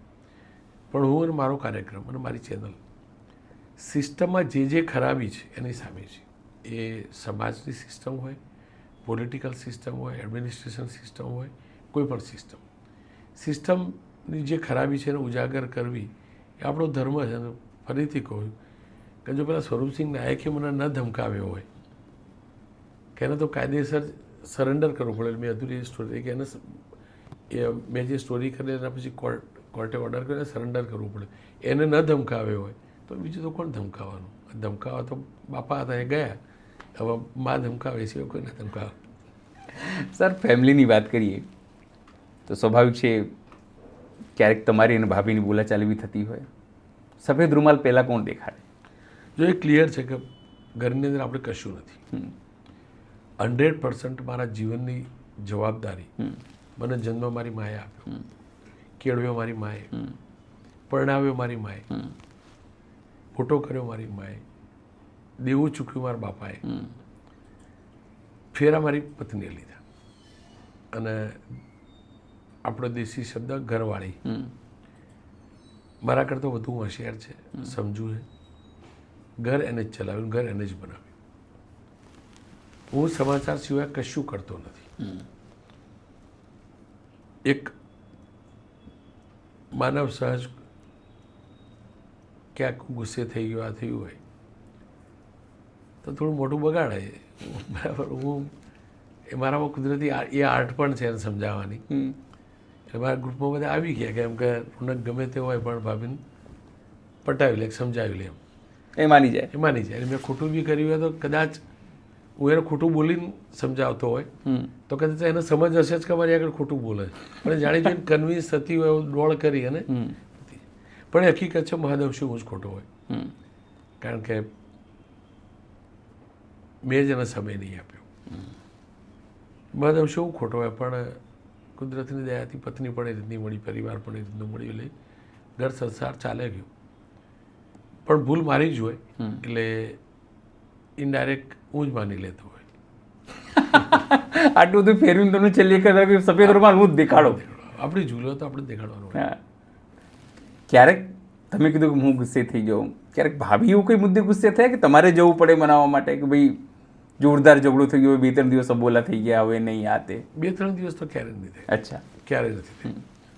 ગુસ્સે ચોક્કસ થાય, ગુસ્સે ચોક્કસ થાય, પણ 2-4 દિવસ ક્યારે નથી થાય. પણ અબોલા 2 કલાક 2 કલાક પૂરતા એનાથી વધુ ના હોય. અને હું ફરીથી કહું છું, હું જાહેર નહીં કરું કેવી રીતે હું સમજાવેલો છું, પણ કુદરતે બક્ષિસ આપેલી છે એને હું સમજાવી શકું, એ સમજી જાય. પપ્પા અને મમ્મી, પપ્પા તો સમજ્યું નથી, કોના નજીક વધારે રહ્યા હતા એમને? હું એટલે ઇન્ટુ મ્યુચ્યુઅલી હું મારા પપ્પાને બધું નજીક રહ્યો. 2 ભાઈ અમે, મમ્મીની નજીક ભાઈ રહ્યો, હું પપ્પાની નજીક રહ્યો. મેં મારી ફેક્ટરીમાં દેવું કરેલું છતાં મારા બાપા છેલ્લે સુધીમાં રોનક શેઠ કહેતા. અચ્છા. અને પપ્પાના એ જે પ્રમાણિકતાના જે સંસ્કાર હતા, એટલે હું પ્રમાણિક આ ક્ષેત્રમાં આવીને રહી શક્યો છું તો એકમાત્ર કારણ તો પપ્પાના એ સંસ્કાર. કારણ કે નેચરલી આપણે એવા લોકોને મળતા હોય, એટલા મોટા લોકોને મળતા હોય, એવી મોટી જગ્યાએ જતા હોય, એવા મોટા લોકો સાથે રહેતા હોય તો મનમાં સેકન્ડ થોટ આવે છે, એવો દમ હું ન જ કરી શકું કે થાય છે, પણ પછી તમને પપ્પા દેખાય. એટલે પપ્પાના સંસ્કાર અતિશય રહ્યા, પણ મેં મહેનત કરતા જોઈ મારી માને, એટલે હું જે પણ મથી શકું છું એનું કારણ મારી માં રહી. પણ એ હકીકત છે કે બંનેમાંથી વાત કરો ને બંનેમાંથી વધુ કોની નજીક રહ્યો તો પપ્પાની. હવે થોડું આપણે પ્રોફેશનલ લાઈફની વાત કરીએ. સમજો તમે એડિટર થયા, બધી વસ્તુ થઈ, હંમેશા રોનક પટેલ ઉપર એક પ્રકારનો એક સોફ્ટ એવો આરોપ લાગતો હોય છે કે રોનક પટેલ સત્તા સામે અથવા તો ભાજપ સાથે દેખાતા હોય છે, સોફ્ટ છે ભાજપને લઈને, નાના અધિકારીઓને બોલે છે, ધારાસભ્યોને બોલે છે, હર્ષસંઘવીને નથી બોલતા, પીએમ સામે સવાલ ઊભા નથી કરતા, અમિત શાહ સામે સવાલ ઊભા નથી કરતા, અથવા તો એમને નથી બોલતા, એવું આરોપ લાગે છે. તમને પણ ખબર હશે, તમારા જ્યારે તમે શો કરતા હશો ત્યારે લોકો લખતા બી હશે. એમ હું જે કોમેન્ટ્સ આવે એ વાંચતો નથી. અચ્છા. ભાગ્યે જ વાંચું, ભાગ્યે જ નથી જ વાંચતું, ભાગ્યે જ વાંચું. સહજ આરોપ લાગવો સહજ છે, એ આરોપ લગાવવાવાળાને હું જરાય બ્લેમ નથી કરતો, પણ એ ક્લિયર છે કોઈ ઈચ્છતું એવું ના બોલું. એ આરોપ લગાવવાળા, કોમેન્ટ કરવાવાળા માટે મારો શો નથી. મારો શો મારી સમજ પ્રમાણેનો, મારા ગુજરાતી જરૂરિયાત પ્રમાણેનો. રહી વાત પ્રધાનમંત્રીની અમિત શાહની, તો મારા શોના મોટાભાગના કાર્યક્રમ તમે જોશો 1800ના તો ગુજરાત રિલેટેડ જ છે. ગુજરાત બહારના મુદ્દે ભાગ્યે જ હું કાર્યક્રમ કરતો છું. એટલે સ્વાભાવિક રીતે જ એ બંને વિશેનું વાત ઓછી જશે, એમની પ્રશંસાની વાત પણ ઓછી હશે. ચલો જો એવી કોઈ ટીકા કરતું હોય તો. રહી વાત હું અમિતભાઈ શાહની, કે એ તો સાંસદ તો છે ને, તો હું 100% કન્વિન્સ છું કે શ્રેષ્ઠ સાંસદ પોતાના વિસ્તાર માટે કોઈ હોય તો અમિત શાહ. અમિતભાઈ શાહને મેં જેટલા એક્ટિવ આપણા લોકસભા ક્ષેત્ર માટે જોયેલા ગાંધીનગર, એટલા એક પણ સાંસદને એના લોકસભા ક્ષેત્ર માટે નથી જોયા. એકદમ રિયાલિટી. એ વ્યક્તિ સોશિયલ પણ છે, તમે સામાજિક કાર્યક્રમ એટલા જોવા મળશે. ફેમિલી એટેચમેન્ટ એમાંથી શીખવું, એમનામાંથી શીખવું જોઈએ. કાર્યકર્તાઓ જોડે એટેચ છે, તો એમના વિસ્તારમાંથી એમના લગતું કંઈક કાઢીને હું મુદ્દો કરું એવું એટલે શક્ય નથી. કલોલની અંદર બીમારી ફેલાય તો હું કાર્યક્રમ કરું વિચારું એ પહેલાં એમનો ફોન આવી ગયેલો હોય ત્યાં આગળ, અને આપણી જોડે સમાચાર આવ્યા હોય કે ભાઈ ડીડીઓ ઉપર અમિતભાઈ શાહનો ફોન હતો, પેલા આરોગ્ય અધિકારી ઉપર ફોન હતો, પછી તમે શું બોલવાના છો લોકો? એટલે એ મુદ્દો ત્યાં કટ થઈ જાય. રહી વાત સરકાર સામે બોલવાની, તો મારો કાર્યક્રમ, હું ફરીથી કહું છું, મારો કાર્યક્રમ સિસ્ટમની અંદર જે ખરાબી છે એના વિરોધનો હોય. કોઈ વ્યક્તિ હર્ષ સંઘવીના વિરોધનો ન હોઈ શકે, ભૂપેન્દ્ર પટેલના વિરોધનો ન હોઈ શકે. મારા કાર્યક્રમમાં નેચરલી હર્ષ સંઘવી તો લાઈવમાં બેસતા નથી, મુખ્યમંત્રી તો લાઈવમાં બેસતા નથી. મારા કાર્યક્રમમાં કોણ બેસે? તો ધારાસભ્ય બેસે. તો ધારાસભ્ય જોડે જવાબ માગું ને ભાઈ. હું ધારાસભ્યને પૂછું કે તારા પાર્ટી કેમ આ ના કરી, તમારી પાર્ટીની સરકારે આ કેમ ન કર્યું, અધિકારીની. તો મારા કાર્યક્રમમાં કેટલાક આઈએએસ પણ બેઠા છે, આઈપીએસ પણ બેઠા હશે, હું બોલ્યો છું. પણ હું ફરીથી કહું છું, પદની ગરિમા ચોક્કસથી જાળવવી જોઈએ પત્રકારે પણ. એ પ્રધાનમંત્રી, મુખ્યમંત્રી, સ્પેશિયલી તો એ બંને એ જાળવવી જોઈએ. આપણો ગમતો વ્યક્તિ હોય કે ન હોય, ગમતી પાર્ટી હોય કે ન હોય તો પણ જાળવવી જોઈએ, ન હોય તો પણ જાળવવી જોઈએ. એટલે એ બે ક્લિયર વસ્તુ થઈ ગઈ. રહી વાત હર્ષ સંઘવીની, તો મારા અનેક કાર્યક્રમો એ જે પણ લખતા હશે ને એ એમના દિમાગથી લખતા હશે. પણ અનેક કાર્યક્રમોમાં જ્યારે ગૃહ વિભાગની વાત હશે, તો જ્યારે પ્રદીપસિંહ જાડેજા ગૃહમંત્રી હતા અને એમનું નામ બોલીને હું બોલ્યો છું, કદાચ હું ગણ્યા નથી પણ કદાચ એના કરતાં વધુ હર્ષ સંઘવી માટે બોલ્યો છું કે સંઘવી સાહેબ જુઓ તમારું આ શું થઈ રહ્યું. હું એટલે વધુ બોલું છું કે હું જાણું છું. હું સુરતનો એમનો કાર્યકાળ જાણું છું, અમદાવાદનો કાર્યકાળ જાણું, ગાંધીનગરનો જાણું છું. એટલે હું જાણું છું, એટલે ઘણીવાર નથી પણ બોલતો. મને ખબર છે કે આની પાછળ આ કેમ આ એક્ટ નથી કરતા, નથી કરતો. લો ને હર્ષ સંઘવી તરીકે વિચાર ગૃહમંત્રી નથી કરતા. તો મને ખબર છે કે આની અંદર આ આટલા જ એક્ટિવ છે, આની અંદર અમને આટલું રિએક્ટ કરું છું, પણ આટલું જ રિએક્ટ કર્યું તો એ કેમ કર્યું હું જાણું છું. જો એ વ્યક્તિનો ઇન્ટેન્શન સાચો હોય તો એવું તો ન હોય ને કે ગૃહમંત્રી એટલે એના વિરુદ્ધ જ બોલવું. હર્ષ સંઘવીને બીજો XYZ જે મને અંગત રીતે ન પણ ગમતો વ્યક્તિ હોય ને ગૃહમંત્રી હોય, પણ મને ન ગમતો હોય પણ એનું ઇન્ટેન્શન એ કામ પાછળનો સાચો હોય, તો મારો અધિકાર ન હોય એના માટે હું ખરાબ બોલું. બિલકુલ. અને મારા નીચે કોમેન્ટમાં 100 લખીને આવે કે ભાઈ સરકારના ખોળે બેસી ગયો, ગોદી મોદી. જરાય નહીં ભાઈ, ગોદી મીડિયા મોદી મીડિયા હોતું જ નથી. મારા સમાચારથી શાસક પક્ષનો ફાયદો થતો હોય તો કેટલાક લોકોને લાગે ગોદી મીડિયા, મારા સમાચારથી વિપક્ષનો ફાયદો થતો તો વિપક્ષને લાગે કે અમારું પ્રમાણિક મીડિયા. આવું ન હોય. મારા સમાચાર એ સમાચાર, મને કોઈ લેવા દેવા નથી. મારા સમાચારથી શાસક પક્ષનો ફાયદો થશે કે નુકસાન થશે, મારા સમાચારથી વિપક્ષનો ફાયદો થશે કે નુકસાન થશે, મારા સમાચારથી મારા ગુજરાતનો ફાયદો થશે ને, મારા સમાચારથી મારા બોલવાથી રિઝલ્ટ જે પણ આવવાનું હોય. પણ મારો પ્રયાસ તો એ જ હોવો જોઈએ કે ગુજરાતના હિતમાં બોલવું જોઈએ. કેટલો સુધાર થયો ન થયો ભગવાનના હાથમાં હોય. પણ બેઝિકલી ફરીથી કહું છું, તમે જે કહો છો, તમે બહુ સોફ્ટ આરોપ કહ્યું, બહુ ક્લિયર આરોપ લાગે. મારા ફોટા બીજેપીના નેતાઓ સાથેના હશે, લોકો મૂકશ અને એમનો અધિકાર. પણ મારા અનેક કાર્યક્રમો એવા છે કે હું કોંગ્રેસના નેતાઓ સાથેના સંપર્ક હશે, એમની જોડે ગયો છું, એમના કાર્યક્રમમાં ગયો છું, એમની જોડે મંચ ઉપર બેઠો છું. અને મારા માટે હું હજી કહું છું, હું શંકરસિંહ વાઘેલા જ્યારે મુખ્યમંત્રી હતા એ વખતે રાજનેતાઓ જોડે ફરતો, રાજનેતાઓ સાથે સંપર્ક હતા, સંબંધ રાખતો. ત્યારે તમે ઇન્ડસ્ટ્રીઝ તરીકે હતા. હા, પણ મને નેતાઓ જોડે ગમતું એટલે ફરતો. હું અઠવાડિયામાં 3 દિવસ બાપુની સરકાર, ટનાટન સરકાર 3 દિવસ હું ગાંધીનગર હતો તો મજા આવતી હતી, નેતાઓ જોડે ફરવાની, નેતાઓ જોડે જોવાની, નેતાઓ જોડે બેસવાની, એન્ટ્રી રૂમમાં બેસવાની, ચર્ચા કરવાની, કોઈની બદલી થતી હોય સાંભળવાનું, કોઈ નિર્ણય લેતો હોય મજા આવતી હતી. ઇવન સ્કૂલમાં બી હું ભણતો 8, 9, 10ની, તો સ્કૂલમાં કોઈ પણ મિનિસ્ટર આવેલા તો પાછળ પાછળ ફરતો હતો, જોડે જઈને ઊભો રહી જતો, બેસતો. એટલે શોખ હતો ને હોય એમાં.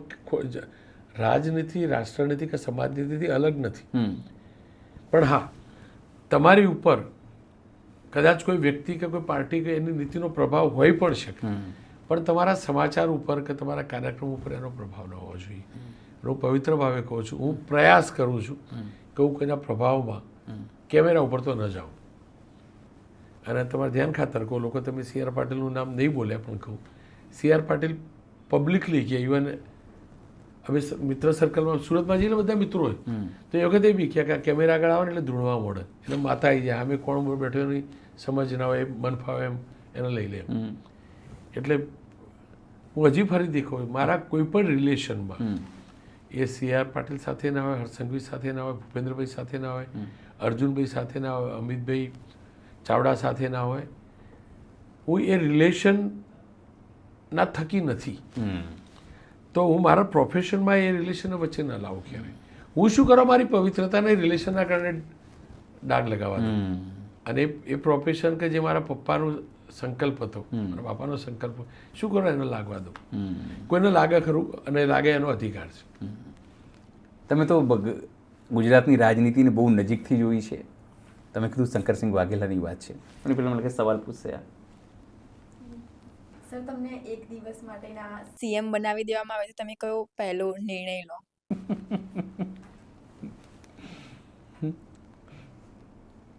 હું પેલું નાયક પિક્ચર જોયેલું, પણ ના, એકચ્યુઅલી એનું કહેવાનું મતલબ એવું છે કે મોદી સાહેબ ક્યારે બી ફોન કરીને અહીંયા CM બદલી નાખે અને તમને ફોન કરીને કહે કે ભાઈ રોનકભાઈ કાલથી તમે CM, તો શું કરો એમ?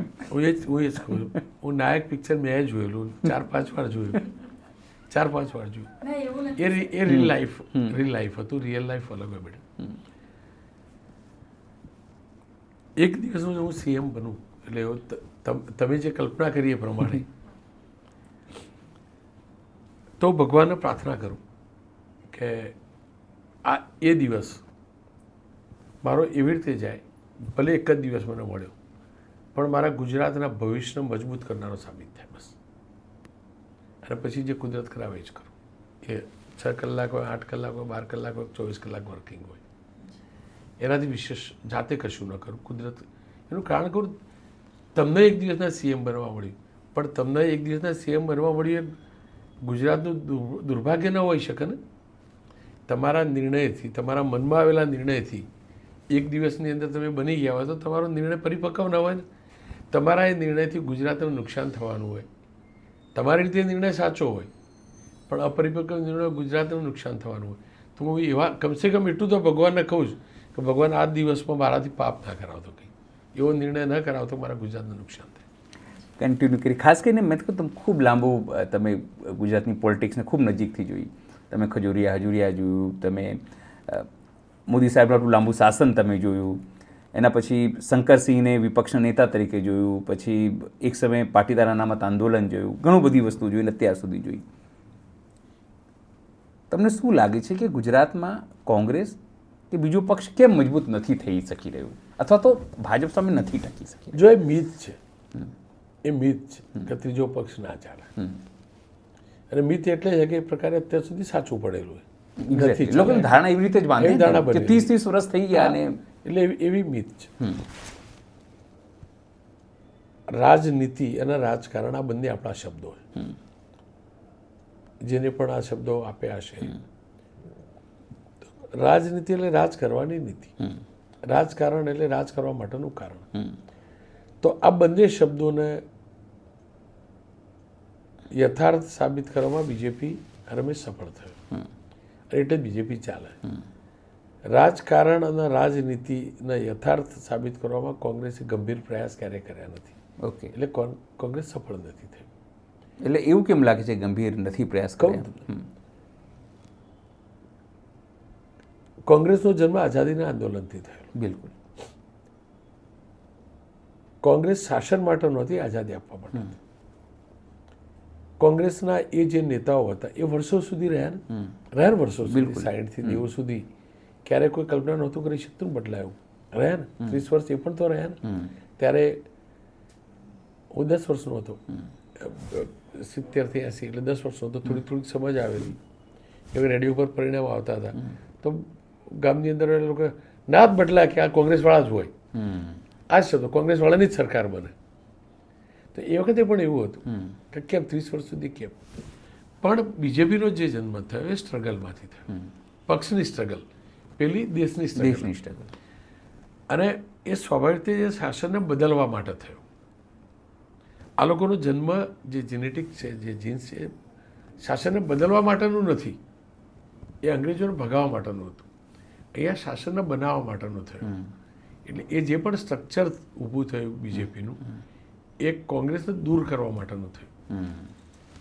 અને કોંગ્રેસે ક્યારેય ભૂતકાળ કોંગ્રેસનો જે જન્મ થયો એટલે એમને ક્યારેય શાસનમાં આવવા માટે સ્ટ્રગલ નહીં કરેલી સરકાર બનાવવા સ્ટ્રગલ નહીં કરવી પડેલી આ લોકો 2 લોકસભાની બેઠક એમ કરતા વધારતા કે વિધાનસભામાં ચીમનભાઈ સાથેની સંયુક્ત સરકાર ધીમે પછી કરતા હતા કદાચ એ જ કારણ છે કે કોંગ્રેસે શીખ્યું નહીં અને પછી એવું થાય કે જ્યારે સારું ન ચાલતું હોય અને એ વખતે એવું કહેવાય કે સારું ચાલતું હોય એટલે ગમે તેવો નિર્ણયનો સાચો જ પડે અને જ્યારે ખરાબ દિવસો ચાલતા હોય એટલે સાચું નિર્ણય ખોટું બી થઈ જાય એવું કોંગ્રેસમાં થતું રહ્યું એવા નિર્ણયો કોંગ્રેસ લેતું રહ્યું અને આટલો બધો લાંબો સમય ખરાબ હોય એટલે નેચરલી આપણે પણ કહીએ કે કોંગ્રેસ જાળવી નથી શકતું રાખી નથી વાત સાચી પણ એમને કલ્પના કરો તો આટલા લાંબા સમય સુધી તમે શાસનમાં ન હોય તો નેચરલી તમારા ત્યાં કાર્યકર્તાઓની અછત થાય છે સંગઠનમાંથી લોકો દૂર થાય જે થઈ રહ્યા ધીમે ધીમે ઘસાતું ગયું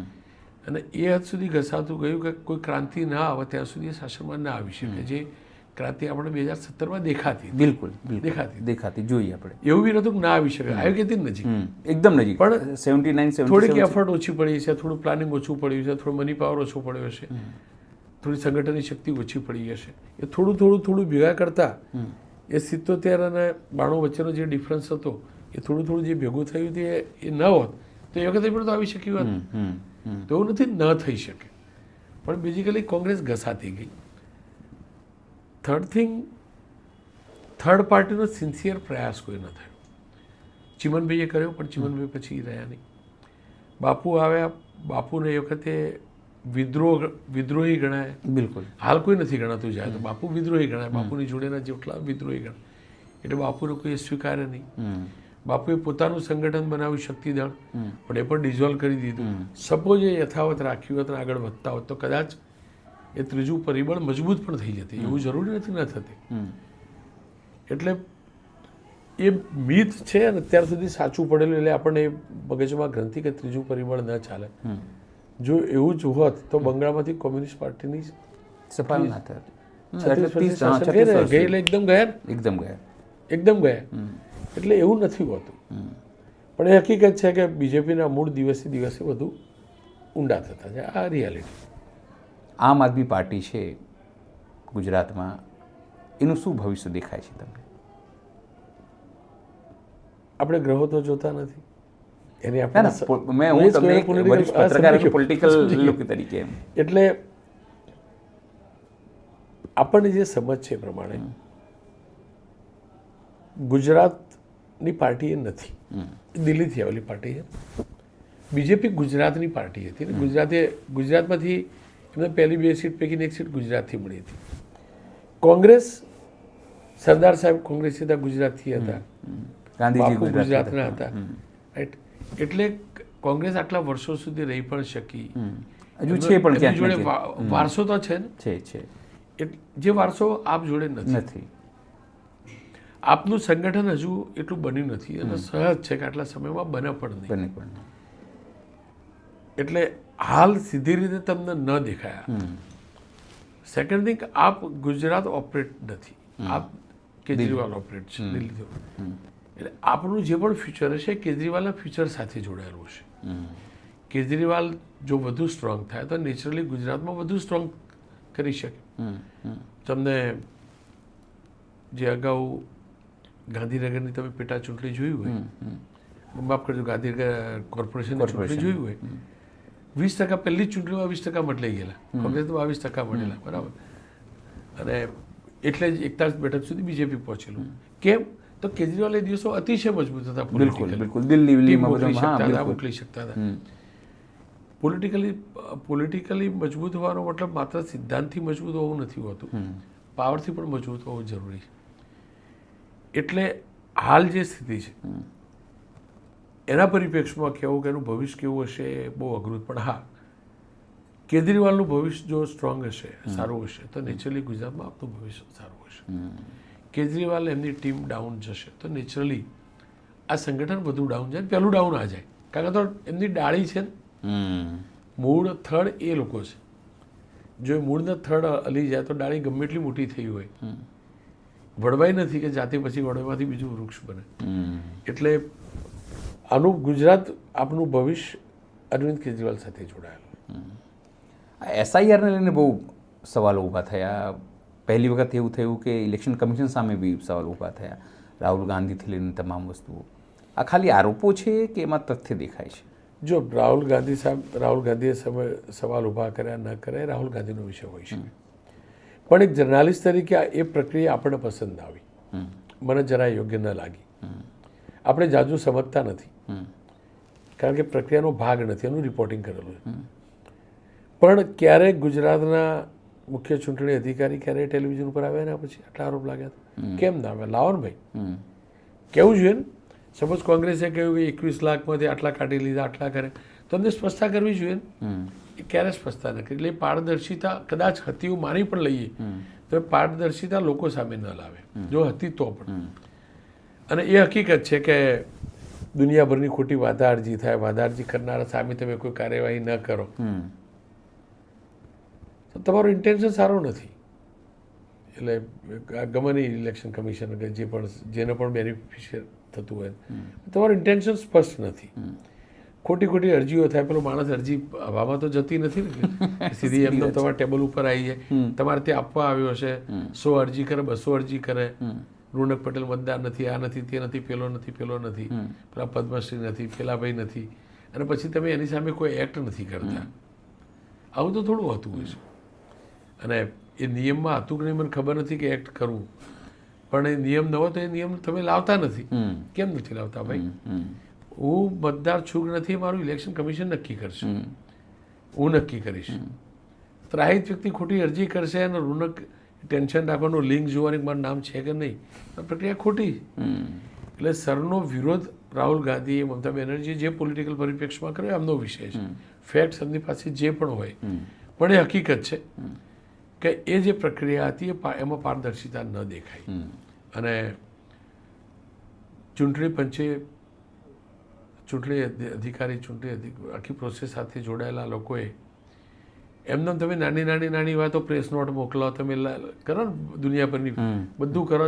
આવી તો જાગૃતતાનો ભાગ હતો ને ભાઈ. બિલકુલ બિલકુલ. સપોઝ આરોપ ખોટા લાગતા હતા અથવા તો ખોટા લોકો અરજી આપવા આવતા હતા, તો તમારે જાગૃતતા લાવી હતી ને. ભાઈ મારી ચેનલ હતી, હું તો 12 કલાક ચલાવતી, કહો તમે તારા આવી રીતે અરજી ના આપી જવાય, આવું ના કરાય, પણ એ નહોતા કરતા.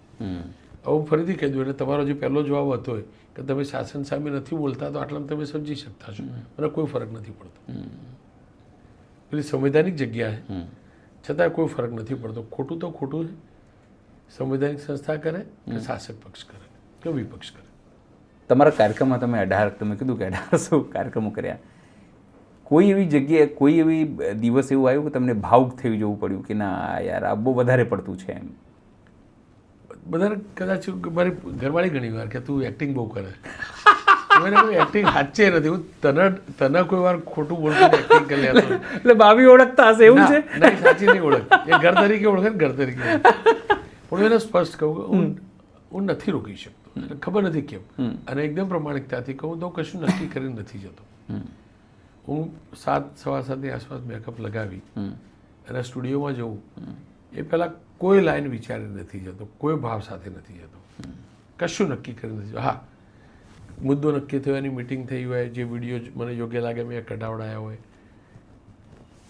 એનાથી વિશેષ મેં ક્યારે નક્કી નથી કર્યું હતું કે આ શો એગ્રેસિવ કરવા, માઇલ્ડ કરવા, આ કરું. ક્યારે, નેવર, ક્યારે નથી કર્યું. અને એટલે ચમત્કાર જેવું હોતું નથી, અંધશ્રદ્ધા જેવું હોતું નથી, પણ કુદરત તમને શક્તિ આપતી હોય અને સમજ આપતી હોય અને કુદરત તમારી સાથે કરાવતું હશે કદાચ કે ભાઈ કેમેરો છે તો એની જોડે સાચું કર, તું ઘરવાળી આગળ જે બોલતો હોય, તું જે હું સપોઝ 2-3 ભૂલો કરીને ગયો હોય તો થાકેલો ગયો ડોળ કરી લઉં, ટિફિન ના ખાધું હોય તો પછી ગમે તે બહાનું કાઢી લઉં, કાં તો પેટમાં બહુ દુખતું હતું આમ તેમ, એ પણ કેમેરા આગળ નથી કરી શકતો એક્ટિંગ. એકદમ ફેક્ટ છે. મારી પત્ની એ પરિપ્રેક્ષમાં કે તું મારી આગળ નાટક કરે ને મને ખબર છે, પણ હું એક જ વાર થોડોક એટલે રિયલ એટલે અંદર શું કહેવાય મુદ્દા સિવાય પર્સનલી ફાધર વખતે જે મેં શો કર્યો થોડુંક દર્દ થતું હતું મારું કે હું કંઈ ખોટું જ નહીં કરી રહ્યો. મેકઅપ એટલે સ્પેશિયલી મેકઅપ લગાવીને ઊભો રહ્યો ને થોડુંક ખુશ થતું કે આવું ના હોય, આવો પ્રોફેશન ના હોય, થોડુંક થયેલું. એ સિવાય ક્યારે મને જે પણ ભાવ આવ્યો છે એ નૈસર્ગિક ભાવ આવ્યો છે.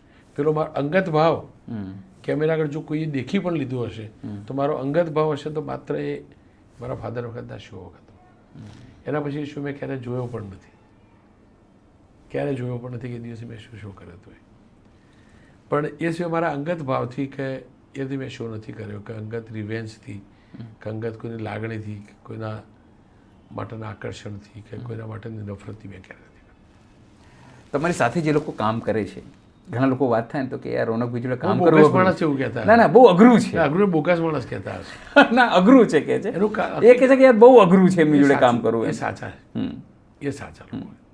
એનું કારણ કહું કે હું દરેકમાં રોનકની તો અપેક્ષા ન રાખી શકું.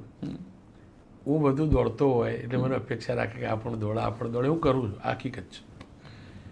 પણ બીજી વાત એ પણ છે અનિલભાઈ કે મેં સ્ટ્રિંગર પેટા સ્ટ્રિંગરમાંથી કામ શરૂ કરેલું એટલે હું હકીકત જાણતો હોઉં કે ખરેખર જમીન ઉપર શું થાય, ખરેખર ફિલ્ડમાં શું કરતો હોય.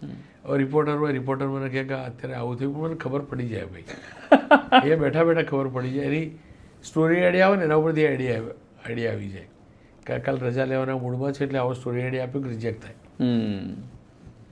હું મારા રિપોર્ટરની પ્રમાણિકતા કે નિષ્ઠા ઉપર સવાલ ન ઉઠાવી શકું, પણ એક કામ કરવા માગીને એના પર તો આઈડિયા આવે ને આપણને. એ રીતે મારી ટીમમાં પણ જો કંઈક હોય તો એ થાય મને. અને કોઈ વારું ખોટો પણ હોય કે સપોઝ કોઈ દીકરી રજા માગી હોય, મારી કુટેવ છે નહીં સાંભળવાની સ્પેશિયલ. અને કુટેવ એટલે હું એવું માની લઉં મને ખબર જ છે ભાઈ તું મને ઉલ્લુ બનાવે, કદાચ હું ખોટો હશું અને અનેક વાર ખોટો થતો હશું, પણ જ્યારે મેં રિયલાઇઝ કર્યું હશે કે મેં આ દીકરીને ખોટી ખખડાવી અથવા ખોટી રીતે એની રજા ના આપી કે મેં એને ના પાડી, તો મેં બીજા દિવસે અથવા એ જ ટોનમાં એ જ લોકોની વચ્ચે એ જ ન્યૂઝમાં કહી દીધું છે બેટા તું સાચો હતો તો સાચી હતી, હું ખોટો હતો, મેં તને નહીં સાંભળ્યું, મેં ખોટું કર્યું. પણ એ હકીકત છે કે લોકોને અઘરું તો લાગતું હશે, કાઠું તો પડે કે પણ જો ને કમસે કમ કહી તો શકે છે ને. એટલો શરૂ એટલી લોકશાહી તો છે. કેટલી લોકશાહી તમને કહું, જિજ્ઞા હતી મારે ત્યાં.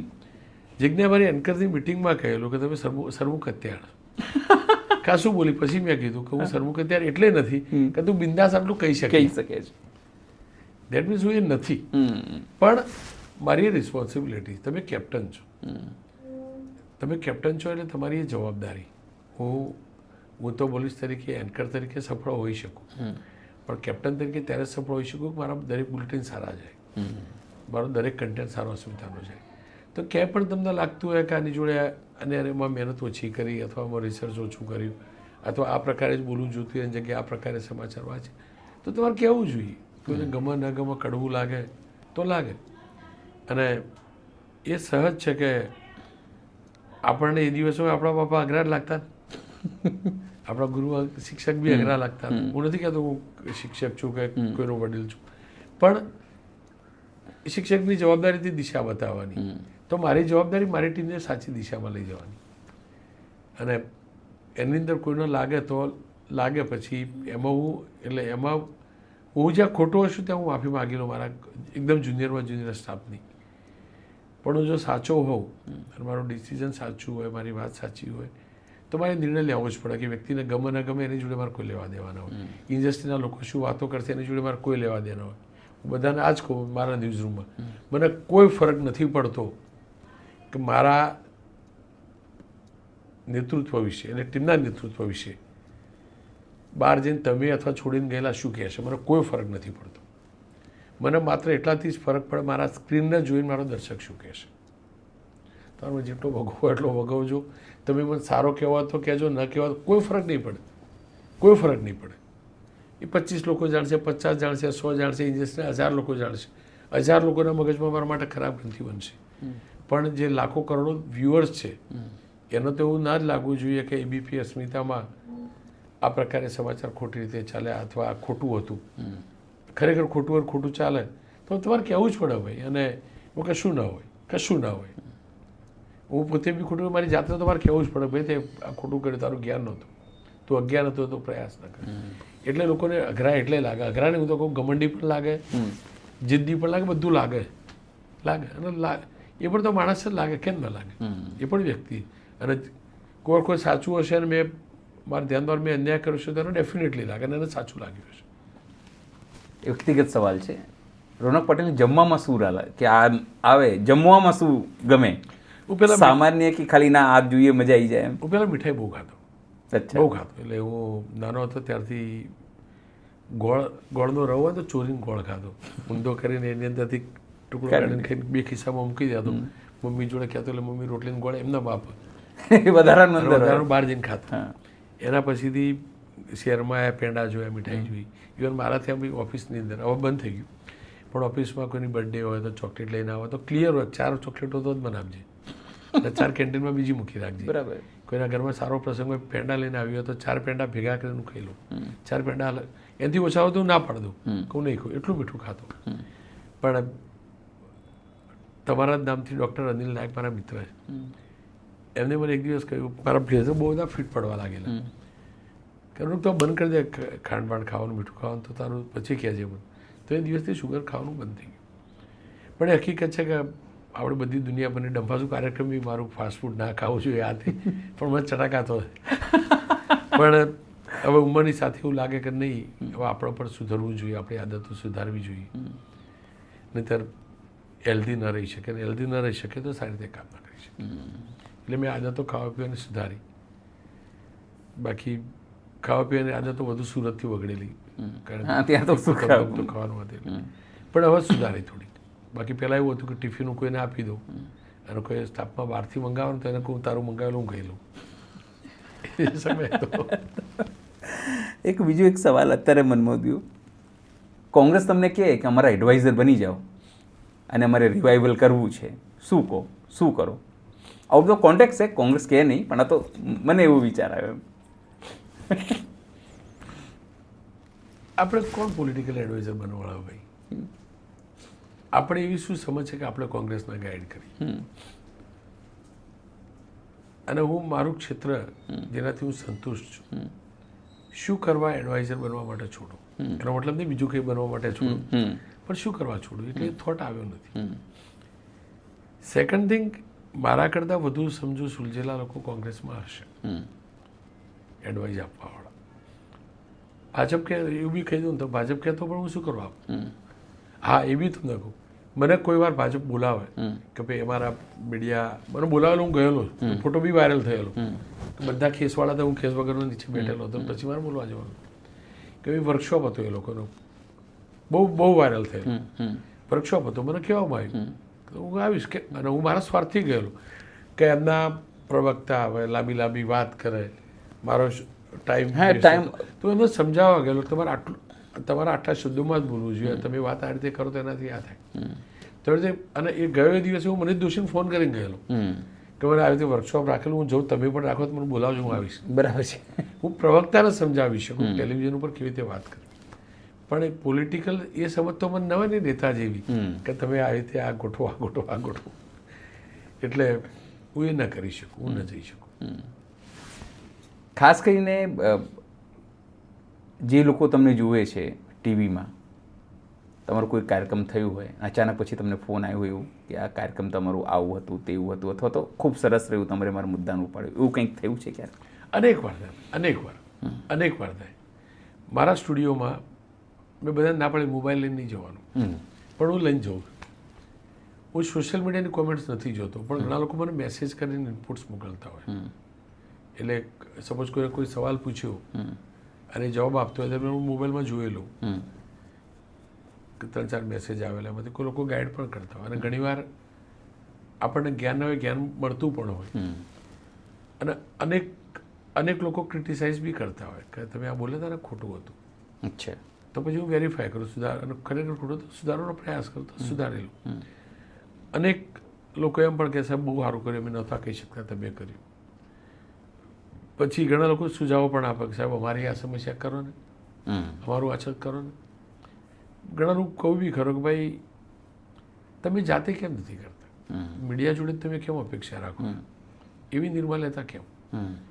એટલે એમ કે ભાઈ અમે તો ડિપાર્ટમેન્ટના છીએ, અમારાથી ના બોલાય, અમારાથી આ ના કરે, અમારાથી. તો એમને બહુ ગંદી ભાષામાં કહું કે ભાઈ તમારામાં ત્રેવડ ના આવે તો મને ફોન ના કરશો.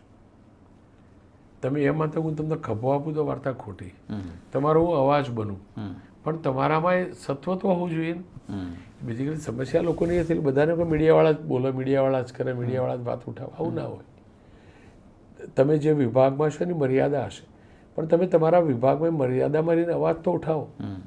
તમે પોલીસ કર્મી હશો તો તમે તમારા અધિકારી સમક્ષ સોલિડ વાત તો મૂકો. તમે વાત નથી મૂકતા પછી મનમાં નક્કી કરો કે મીડિયા અમારી આ તકલીફ નથી ચલાવતું, આ અમારું કામ આ છે તો આ નથી, એવું ના હોઈ શકે. એટલે ઘણા લોકોના આ પ્રકારના બી ફોન આવે. ઘણા લોકો રેકોર્ડિંગ બી કરતા હોય. એ લોકો ભાઈ રેકોર્ડિંગ કરી વાત નહીં કરું, મૂકી દે ફોન. અચ્છા, એ કે તમને હું રેકોર્ડિંગ કરું છું? ના, તો હું 100% કહું. તો 100% જો ભરોસા વગર, એટલે હું ફરીથી કહું સ્ટ્રિંગ કે રેકોર્ડિંગમાં નથી વાંધો. મારા મોબાઈલમાં આજ સુધી મેં ક્યારે કોઈનું રેકોર્ડિંગ નથી કર્યું, ક્યારે. કોઈ વ્યક્તિનું કરવાનું હશે ને રેકોર્ડિંગ તો મારા ઓફિસનો ફોન હશે, એને કહેવામાં આવ્યું હશે અને પછી કર્યું હશે. એક જ મારું ડિજિટલ એરેસ્ટ વાળો મેં રેકોર્ડ કરેલું અને એ પ્યોર પબ્લિક હિતમાં હતું અને એટલે કરેલું, એ ક્લિયર કરીને કરું, બાકી હું ક્યારે ન કરું. એટલે ઘણા લોકો તમને ઉશ્કેરી રેકોર્ડિંગ બી કરે, આ કરે, બધી ટેવ હોય બધાની, બધાની પોતાની રીતે હોય. એટલે અલગ અલગ પ્રકારના લોકો અલગ અલગ કાર્યક્રમ પછી મળે. પણ મેં જોયું કે દરેક ગુજરાતી એ પોલિટિશિયન હોય, ગામડાનો હોય, ઉદ્યોગપતિ હોય, અરે બુટલેગર હોય, ગુંડો હશે, પણ એનામાં છે ને અંદરથી એના આત્મામાં એક પવિત્ર ભાવ ચોક્કસ છે. અને કદાચ એ જ કારણ છે કે તમે આટલા શો કરો છતાં પણ જે બેને પૂછ્યું, કોઈ કહેતું નથી કે કોઈ ધમકાવતું નથી, એટલે હિંમત નથી કરતું. એક છેલ્લો સવાલ ખાલી, કંઈ ટાઈમ થઈ ગયું છે. પોલિટિક્સમાં જવાનું ક્યારે વિચાર આવ્યું કે આપણે જાતે જઈએ? મને પહેલેથી આવ્યું. હું દમ નહીં કરતો બધાની જેમ, ક્લિયર છું.